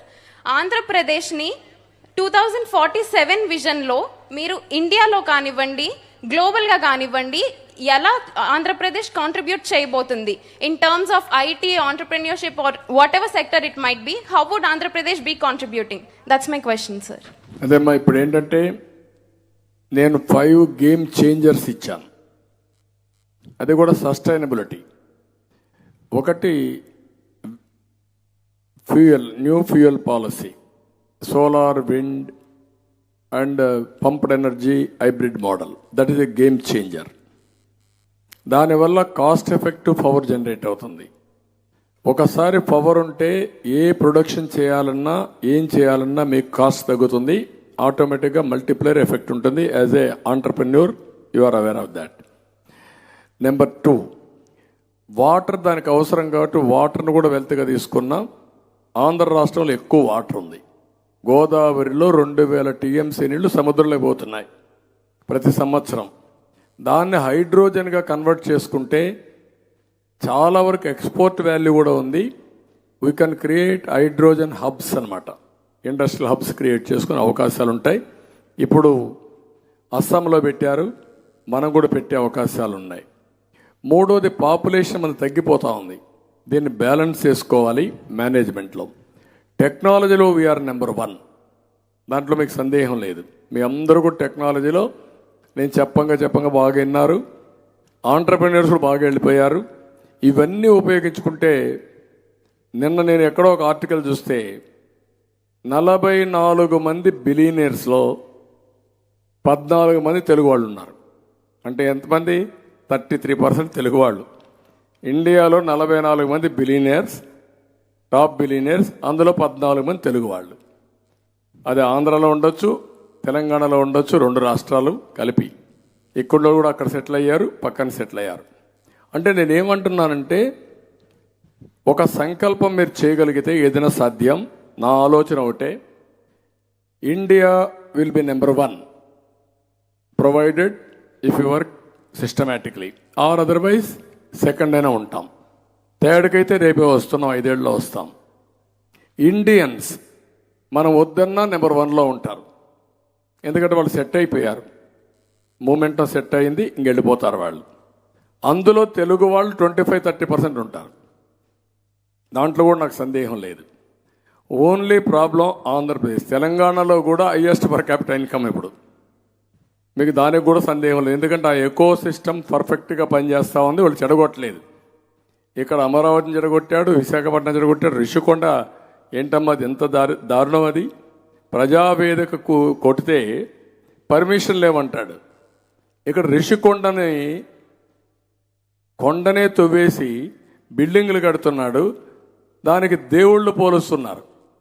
వెంకటేశ్వర స్వామి కొండపైన లేడా, సింహాచలం కొండపైన లేడా, మేమెందుకు ఉండకూడదు అంటే వ్యక్తికి దేవుళ్ళకి పోలికలు కూడా తెచ్చే పరిస్థితి వచ్చేసారు. దీనివల్ల మనం నష్టపోయాం. ఏది ఏమైనా ఒక 5 ఏళ్ళు చాలా ఇబ్బంది పడ్డాం. బెస్ట్ మూమెంట్ ఆఫ్ టైం మనం లాస్ అయ్యాం. నేను ఒకటే హామీ ఇస్తున్నా, Andhra Pradesh should be number 1 in the country by 2047. అవుతుంది, అది మన చేతుల్లో ఉంది. మళ్ళా చెబుతున్నా, అవుతుందని మీరందరూ ఇంట్లో పడుకొని ఈయన ఇట్లే చెప్తాడులే చెప్పుకొని అని కాదు. నా కోరిక అంటే 40 ఏళ్ళు మీరు నన్ను గౌరవించారు, ఆశీర్వదించారు, ఆదరించారు. ఏ నాయకుడికి దక్కని గౌరవం నాకు దక్కింది. ఎందుకంటే 9 ఏళ్ళు సీఎంగా సమైక్య ఆంధ్రప్రదేశ్లో ఉండడం, 10 ఏళ్ళు అపోజిషన్ లీడర్గా ఉండడం, అదే సమయం 45 ఏళ్ళుగా ఆరాధించారు, మీరు నన్ను ఆశీర్వదించారు. అది నా జీవితంలో ఎప్పుడూ మర్చిపోలేను. సువర్ణ అవకాశం ఇప్పుడు. ఆ అవకాశానికే నేను ఈ విజన్ ఇచ్చాను. మళ్ళీ రాష్ట్రాన్ని ట్రాక్లో పెట్టి నెంబర్ 1 చేసుకోవాల్సిన బాధ్యత మన అందరిపైన ఉంది. అది మీ అందరి చేతుల్లో ఉంది, రాష్ట్ర ప్రజల చేతుల్లో ఉంది. అది మీరు కూడా కానీ మీరు చేయగలిగితే నా బాధ్యత నెంబర్ 1 స్టేట్ చేసి పేదరికం లేని సమాజాన్ని నిర్మాణం చేయడం కూడా నా బాధ్యత. ఎందుకంటే ఇన్నేళ్లు చూశాను, పేదవాళ్ళు ఓట్లు వేస్తూనే ఉన్నారు, ఇంకా సఫర్ అవుతున్నారు. అందుకే P4 మోడల్ తీసుకొచ్చాను, చేస్తాను. కానీ మనుషుల్ని మనుషులుగా ఆలోచిద్దాం. కానీ మీరు కూడా చాలామంది నేను చూస్తూ ఉంటాను, నాకు ఎక్కడ కనపడినప్పుడు ఫోటోకి మాత్రం వస్తారు. అప్పుడు మాత్రం నాతో గట్టిగా చెప్తారు, సార్ మీ వల్లనే సార్ నాకంతా అయింది, నేను మంచి కంపెనీ పెట్టాను, లేకపోతే మంచి రియల్ ఎస్టేట్ చేశాను, డబ్బులు బాగా వచ్చేసారని. మళ్ళా ఎలక్షన్లు వస్తే ఓటు కూడా వేయరు. అక్కడ ఏమవుతుందంటే ఈ ఓటు వల్ల జరిగే నష్టం కానీ లాభం కానీ ఆలోచించుకుంటే ఈ ఇబ్బందులు రావు. India is a great country. Telugu వాళ్ళందరికీ నా లెక్క ప్రకారం 95 నుంచి న్యూ డైనమిజం వచ్చే తెలుగు వాళ్ళల్లో. అంత మునుపు కూడా ఉన్నాం కానీ ఈ డైనమిజం లేదు. అది రాను రాను టేస్ట్ మరిగాం. ఆ టేస్ట్ మరిగిన తర్వాత ఒకరు చూసి ముందుకెళ్లే పరిస్థితికి వచ్చారు. Is a good symptom. ఇది కంటిన్యూ చేద్దాం. మళ్ళీ రాష్ట్రాన్ని నెంబర్ 1 స్టేట్గా తయారు చేసి మీ రుణం తెచ్చుకునే బాధ్యత నాదని మరొకసారి మీకు అందరికీ హామీ ఇస్తున్నా. That is my vision, that is my commitment. Thank you అమ్మా. Thank you very much. Hello, last question madam, మీరు mic. Sir, good evening, sir. Good evening. This is Professor John, retired professor and head Department of Human Resource Management, Andhra University. Sir, I congratulate about your Vision 2047. Coming to the education system, sir గత 4.5 సంవత్సరాలుగా present గవర్నమెంట్లో ఆంధ్రప్రదేశ్లో higher education system కావచ్చు, elementary education system కావచ్చు, కంప్లీట్గా నాశనం అయిపోయింది sir. దానికి తోడు ఇప్పుడు ప్రభుత్వం ఉన్నటువంటి వైస్ ఛాన్స్ అందరూ కలిసి ఈ 6 నెలల్లో ఎలక్షన్ కోసం ప్రజలు ఎదురు చూస్తుంటే వారు విశ్వవిద్యాలయాల్లో 6,000 పోస్టులు హడావుడిగా ఫిల్ చేసి ఈ వ్యవస్థను కంప్లీట్గా నాశనం చేయడానికి ప్రయత్నం చేస్తున్నారు సార్. దానికోసమే అందరూ వైస్ ఛాన్సలర్లు, గవర్నమెంట్ అఫీషియల్స్ కూడా అహోరాత్రులు కష్టపడి అడ్వర్టైజ్మెంట్ తెచ్చి ఆ పోస్టులన్నీ ఎవరికి పడితే అంటే క్వాలిటీ లేని వాళ్ళకి ఇచ్చి దాన్ని నాశనం చేయడానికి ప్రయత్నం చేస్తున్నారు. దీన్ని ఆపడానికి మా వంతుగా మేము ప్రయత్నం చేయాలనుకుంటున్నాం. దానికి తెలుగుదేశం పార్టీ సపోర్ట్ కూడా మాకు కావాలి. ఇకపోతే నా ప్రశ్న ఏంటంటే సార్, మీరు ఒక ఎక్స్పీరియన్స్డ్ పొలిటీషియన్, 14 సంవత్సరాలు ఆంధ్రప్రదేశ్ ముఖ్యమంత్రి చేశారు. మీరు డెవలప్మెంట్ మోడల్ని నమ్ముతున్నారా లేదా వెల్ఫేర్ మోడల్ నమ్ముతున్నారా? నేనేమన్నానంటే ఒకటి ఉంది. మీ పేరు ఏమన్నారు? Sir, I'm professor John sir. John గారు, సార్, సంపద లేకపోతే సంక్షేమం ఎట్లా చేస్తాం? కరెక్ట్. సంపద ఉంటే ఆదాయం వస్తుంది. ఆదాయం వస్తే ఆ ఆదాయాన్ని సంక్షేమానికి ఖర్చు పెడుతూ మళ్ళా అభివృద్ధి ఖర్చు పెడతాం. Yes sir. నేను చూశాను 82-83లో మా నాయకుడు ఎన్టీ రామారావు గారు ముఖ్యమంత్రిగా ఉన్నప్పుడు ₹2 కేజీ బియ్యం ప్రవేశపెట్టాం. అందరూ అన్నారు ₹2 కేజీ బియ్యం సాధ్యం కాదని. అసాధ్యం అనుకుని సాధ్యం చేసిన ఘనత ఎన్టీ రామారావు గారికి దక్కుతుంది. అది ఆయన సంకల్పం. కానీ ఆ రోజు ఎన్టీ రామారావు గారు చాలా ప్రాజెక్టులని మేము స్టార్ట్ చేశాం. తెలుగు గంగ, హంద్రినీవా, నగరు గాలేరు, అలాంటి ప్రాజెక్ట్ చాలా స్టార్ట్ చేశాం. కానీ పూర్తిగా డబ్బులు లేకుండా 20 ఏళ్ళు 30 ఏళ్ళు పడ్డాయి. మన రోడ్స్ ఎంత అధ్వానంగా ఉన్నాయో మీరు చూశారు. ఈరోజు రోడ్స్, నేషనల్ హైవేస్ ఎంత బాగున్నాయో మీరు చూశారు. దానికి కారణం P3 మోడల్ తీసుకొచ్చాం, సంపద సృష్టించాం, ఆదాయం వచ్చింది. ఆ ఆదాయాన్ని పేదవాళ్ళకి ఖర్చు పెడుతున్నాం, పేదరిక నిర్మూలన కోసం ఖర్చు పెడుతున్నాం. అందుకే నేను చెప్పింది, నిన్న మీరు చూస్తే నేను బటన్ నొక్కానంటాడు ఈ ముఖ్యమంత్రి. ఇప్పుడు బటన్ నొక్కడానికి ఆయనకు డబ్బులు లేవు. అందుకే నువ్వు తాగే లిక్కర్ పైన 25 ఏళ్ళు తాకట్టు పెట్టి ఇప్పుడు పబ్లిక్ ఇష్యూకి వెళ్ళాడు. వెళితే 13,000 కోట్లు అప్పుడే తెచ్చేసుకున్నాడు. ఇంకొక 12,000 కోట్లకి వెళ్ళాడు. ఎవడు డబ్బులు ఇచ్చేవాడు లేడు. కారణం ఏంటి? అంత మునుపుడిన దాంట్లో మీ డబ్బులు కూడా ఉద్యోగస్తులు PFలు అన్నీ పెట్టేశాడు దాంట్లో. ఇప్పుడు పెట్టడానికి మీ కూడా లేవు. ఇంకా ఇప్పుడు ఏం చేయాలి అంటే సంపద తగ్గిపోయింది, ఆదాయం తగ్గిపోయింది, ఇండస్ట్రీ రావడం లేదు, కొనుగోలు శక్తి తగ్గిపోయింది, భారం పెరిగిపోయింది. It is a vicious circle. ఆ సర్కిల్లో పడేశారు. ప్రొఫెసర్స్గా ఉండే మీలాంటి వాళ్ళంతా కూడా గుర్తుపెట్టుకోవాలి. ఇది ఎకానమీ అనేది, ఆర్థిక వ్యవస్థను ఎప్పుడు కూడా మనం గుర్తుపెట్టుకోవాల్సింది. సంపద సృష్టిస్తేనే ప్రభుత్వాలకు ఆదాయం వస్తుంది. ఆ ఆదాయాన్ని మళ్ళీ పేదరిక నిర్మూలన కోసం ఖర్చు పెడితేనే సార్థకత ఉంటుంది. అందుకే P4 మోడల్ అన్నా నేను. కరప్షన్, ఈరోజు రాష్ట్రంలో జరిగే కరప్షన్ మొత్తం కంట్రోల్ చేస్తే అప్పులు ఎందుకండి మీకు? ఇసుక, లిక్కరు, ఇంకోటి, ల్యాండ్స్ అన్నీ. Corruption is the biggest problem. అందుకే నేను ఒక మాట అన్నాను, ₹500 కూడా రద్దు చేయండి, ₹1000 కూడా రద్దు చేయండి, ₹2,000 రద్దు చేయండి. ఎలక్షన్లో డబ్బులు పంచే పరిస్థితి ఉండదు. అప్పుడు డబ్బులు సంపాదించే మార్గం కూడా ఉండదు. సంపాదించి దాచిపెట్టుకోలేము. ఎక్కడ దాచిపెట్టినా నీ లెక్కలు తేలిపోతాయి. అలాంటి సిస్టమ్స్ రావాలి, ట్రాన్స్పరెన్సీ రావాలి. సిస్టమ్స్తో అవినీతిని కంట్రోల్ చేయగలుగుతాం, కానీ ఏజెన్సీస్తో చేయలేము. మనిషి యొక్క గ్రీడ్ ఈజ్ డిఫరెంట్. తప్పించుకునే ప్రయత్నం చేస్తారు. ఇన్ని కేసులు పెడితే కూడా తప్పించుకుంటారు. అందుకే నేను మిమ్మల్ని కోరేది, తెలుగుదేశం పార్టీ సంక్షేమ కార్యక్రమాలకు నాంది పలికిన పార్టీ తెలుగుదేశం పార్టీ. అభివృద్ధి చేసి చూపించిన పార్టీ తెలుగుదేశం పార్టీ. ఇప్పుడు అవినీతి మీద కూడా రాజీలేని పోరాటం చేసిన పార్టీ తెలుగుదేశం పార్టీ. ప్రజలందరికీ శాంతిని కలిగించిన party Telugu Desam party. Law and order maintain చేసిన పార్టీ తెలుగుదేశం పార్టీ. ఇప్పుడు ఇవన్నీ కూడా సమతుల్యంతో చూసి, మళ్ళీ చెప్తున్నా, ఇప్పుడుండే అడ్వాంటేజెస్ ఎప్పుడు జీవితం రావు. పేదరికం లేని సమాజం చేద్దాం.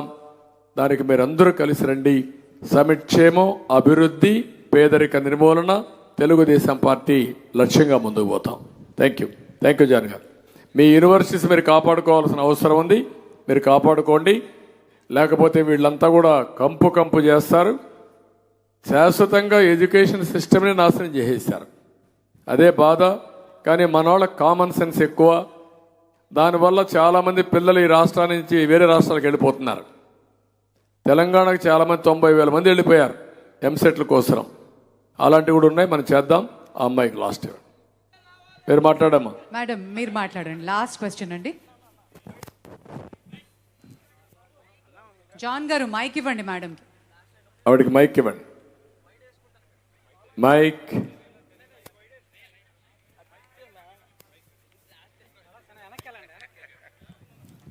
సారీ సార్, టైం అయిపోయింది. పర్లేదు. The legend on the stage Shri Chandrababu Naidu garu and all the people assembled here 77th independence day శుభాకాంక్షలు తెలుపుతూ, సార్ మీలాంటి వారితో ఈ భూమి మీద మేము కూడా పుట్టి మీ టైంలో మేముండి మీతో పాటు ప్రయాణం చేయటం నిజంగా మా జన్మ ధన్యమైపోయింది సార్. అలాగే ఈరోజు ఈ 2047 ఈ చారిత్రక ఘట్టంలో కూడా మేము పాలు పంచుకునే అవకాశం మీరు మాకు ఇచ్చడం కూడా నిజంగా చాలా థ్యాంక్ యూ సార్. అయితే నేను క్వశ్చన్ అడిగే ముందు ఒక్క నిమిషం సార్, ఎంతో మాకు హుదూద్ తుఫాన్ వచ్చినప్పుడు వైజాగ్లో ఒక మానవతావాదిని మీలో చూసాము, ఒక మెటిక్యులస్ ప్లానర్ని చూసాము, హైదరాబాద్ని డెవలప్ చేసినప్పుడు ఒక సాఫ్ట్వేర్ ఇంజనీర్, ఒక టెక్ సావిని చూసాము. అలాగే మొన్న మీరు నదుల అనుసంధానం అనే కార్యక్రమం ఒక ఫ్యూ డేస్ బ్యాక్ మీరు చెప్తున్నప్పుడు ఒక టీచర్ని చూసాము. ఇలా మీరు దాదాపు 45 సంవత్సరాలుగా అవిశ్రాంతంగా పొలిటీషియన్గా మీరు ప్రయాణం సాగిస్తూ ఈ మధ్య ఒక గ్లోబల్ లీడర్గా ఎదిగిన మీకు ఈ మధ్య కాలంలో చాలా మూర్ఖులైన మనుషులు ఎన్నో అవమానాలు ఎదుర్కొంటున్నా మీరు మొక్కవోని దీక్షతో అనుకున్న లక్ష్యంతో ముందుకు వెళ్తూ మడని తిప్పకుండా ధీరోదాత్తుడైన మా నాయకుడైన మీకు శిరస్సు వంచి పాదాభివందనం చేస్తున్నాం సార్. మాకు 2019లో మీ సేవలు మేము మిస్ అయ్యాం. దాని ఫలితం ఏంటో అందరం అనుభవిస్తున్నాం ఇవాళ నిజంగా. సార్ ఇంకొకసారి అటువంటి ఛాన్స్ మేము తీసుకోం సార్.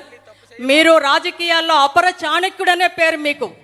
మీరు ఏ వ్యూహాన్ని రచిస్తారో మాకు తెలియదు, కానీ మీరు ఏ వ్యూహం రచించినా మీతో పాటు మేమందరం ఉంటామని ఈ సభాపర్వంగా మీకు హామీగా మేము మీతోనే ఉంటాం సార్.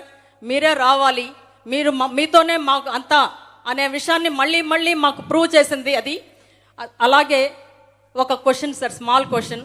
మీ విజన్లో P4 అనేది ఇప్పుడు మేము విన్నాం. ఆల్రెడీ మా జనరేషన్లో ఇప్పుడు సోషల్గా ఎన్నో ప్రాబ్లమ్స్ ఉంటే మేము సాల్వ్ చేస్తూ ఉన్నాం. కానీ ఈ పీపుల్ భాగస్వామ్యంలో ఇప్పుడు ఇందాక మీరు ఒక మాట అన్నారు, డెమోక్రటిక్ డివిడెండ్ అనే మాట. దాన్ని అడ్వాంటేజ్గా ఇప్పుడు ఎలా ఉపయోగించుకుంటావు అంటే మిలీనియల్స్, ఇప్పుడున్న మనకి అడ్వాంటేజ్ మిలీనియల్స్.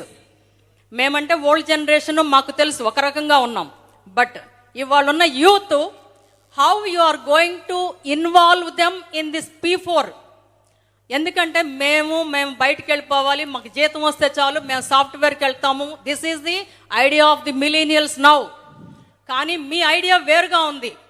పేదరికం లేని సమాజం కోసం మీరు పాటుపడతానని ఇందాక ప్రజలు చెప్పారు. దానిలో ఈ మిలీనియల్స్ భాగస్వామ్యం మనకున్న అడ్వాంటేజ్ ఎలా మీరు ఇన్వాల్వ్ చేయబోతున్నారు సార్ వాళ్ళని? మీరు అడిగింది చాలా వ్యాలిడ్ క్వశ్చన్ అమ్మా. ఇది ఒకసారి చెప్తే సాధించలేం. ఇది నిరంతరం చేయాల్సిన బాధ్యత ఉంది. మనందరం కూడా భారతదేశం యొక్క సంస్కృతి ఏంటంటే పిల్లల్ని బాగా చదివిస్తే పెద్ద అయిన తర్వాత తల్లిదండ్రులు చూసుకుంటారు అనేది మన ఆలోచన. అందుకే మనం కష్టాలున్నా భరించి పిల్లల్ని పైకి తీసుకొస్తాం. కానీ ఈ జనరేషన్లో కొన్ని గ్యాప్లు కూడా వస్తున్నాయి. ఫ్యామిలీ బాండ్ కానీ కొంతమంది, అందరూ కాదు కానీ కొంతమంది అక్కడక్కడ తల్లిదండ్రులు సరిగా చూసుకోకుండా పోవడం కానీ ఇలాంటివి కూడా వస్తున్నాయి. రెండోది, నేను అందుకనే చూపించింది అక్కడ పాపులేషన్ మేనేజ్మెంట్ అన్నాను. జనాభా ఎందుకు తగ్గిపోతుందంటే అభివృద్ధి జరిగే కొద్దికి ఆదాయాలు పెరుగుతాయి. ప్రతి ఒక్కరు ఆదాయంతో హ్యాపీగా ఉండాలనే కోరిక పుడుతుంది. ఒక అబ్బాయినో అమ్మాయినో కనడం కంటే అదొక పెద్ద ఇండస్ట్రీ మార్గం చేయాల్సి వస్తుంది. ఇంకొక ఇండస్ట్రీ పెట్టుకుందాం, ఎక్కడ పెంచుతాం మనం అనే ఆలోచన ధోరణి వచ్చేసింది. అందుకే ఆడబిడ్డలకి మగవాళ్ళకు ఉద్యోగాలు వస్తే double income, no kids, let us enjoy అనే థీరీకి వచ్చారు. ఇది ప్రమాదం. అదే కానీ తల్లిదండ్రులు ఆ మాట అనుకుంటే వీళ్ళు పుట్టరు కదా, వీళ్ళు ఆ మార్గం అనుకుంటే రేపేంటి? అదే దేశాలు ఇప్పుడు యూరోప్ కానీ, అమెరికా కానీ, చైనా కానీ, జపాన్ కానీ డెమోగ్రఫిక్ డిసడ్వాంటేజ్కి వచ్చారు. ఓల్డేజ్ ప్రాబ్లమ్స్ వస్తున్నాయి. మనం ఇప్పటి నుంచి ఆ పని చేయాలి. 1కి 10 సార్లు చెప్పాలి, ఎడ్యుకేట్ చేయాలి. నేను చెప్పిన P4 మోడల్ కూడా అందరూ వస్తారు నేను చెప్పను, కానీ వాళ్ళు ఫాలో అప్ చేయాలి. ఎందుకంటున్నానంటే సమాజం వల్ల నువ్వు పైకి వచ్చావు. ఆ రోజు అవకాశాలు నీకు కలిసి వచ్చాయి. నీతో పుట్టినవాడు మీ ఊర్లో పేదరికంలో ఉన్నాడు. Is it not our responsibility? That is our social responsibility. అది చెప్తా ఉండాలి, మోటివేట్ చేయాలి. ఐఎమ్ కాన్ఫిడెంట్ కొద్దిగా వస్తున్నారు. దీన్ని జన్మభూమి స్ఫూర్తితో ప్రతి ఒక్కరిని ఒకరు కానీ ఎక్కువ మంది కానీ పైకి తీసుకొచ్చే బాధ్యత తీసుకోవాల్సిన అవసరం ఉంది. దీన్ని ఒక్కరోజుతో కాదు, ఎడ్యుకేట్ చేస్తూనే ఉండాలి. అప్పుడే సాధ్యం అవుతుంది. నాకు ఆ నమ్మకం ఉంది, తప్పకుండా సాధిస్తా. ఇప్పుడు టెక్నాలజీ మెచ్యూరిటీ వచ్చింది. ఎవరు ఎంత చేశారో కూడా పబ్లిసైజ్ చేసి పేరు కోసం కూడా మనం ప్రమోట్ చేస్తే సోషల్ మీడియా అన్ని ప్లాట్ఫామ్స్లో చాలామంది వస్తారు. కాబట్టి ఇప్పుడు సాధ్యం, ఒకప్పుడు ఇది సాధ్యం కాదు. అలాంటి ప్రభుత్వ విధానాలు కూడా తీసుకురావాలి మనం. అలాంటి వాళ్ళని గౌరవించడం, గుర్తించడం, వాళ్ళని రికగ్నైజ్ చేయడం, అవన్నీ మనం చేయాల్సిన అవసరం ఉంది. నిన్న మొన్న ఎక్కడ చూస్తూ ఉంటే బాక్స్ ఆఫీస్ హిట్ చిత్రాలు తెలుగులో ఎక్కువ ఉన్నాయి హిందీ కంటే. 29% తెలుగులో ఉన్నాయని, 28% హిందీ అని, 17% తమిళ్ అని. కాబట్టి అన్ని రంగాల్లో మనం దూసుకెళ్తున్నాం. ఈ రంగాన్ని కూడా మనం కాపాడుకోవాలి. థ్యాంక్ యూ అమ్మా, థ్యాంక్ యూ అమ్మా, thank you. Very nice of you అమ్మా, థ్యాంక్ యూ.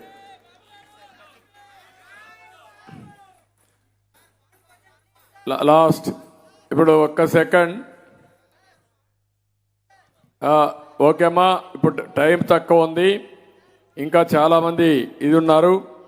అందరం కలిసి ఒక ప్రతిజ్ఞ చేద్దాం, రాష్ట్రానికి ఒక సందేశం ఇద్దాం. లేచి నిలబడుకోండి. అందరూ కూడా కుడి చేయి ముందర పెట్టి ప్రతిజ్ఞ చేయాలి. గట్టిగా అందరూ కుడి చేయి ముందర పెట్టాలి, కుడి చేయి ముందర పెట్టాలి, ప్రతిజ్ఞ చేయాలి. ఆగస్టు 15,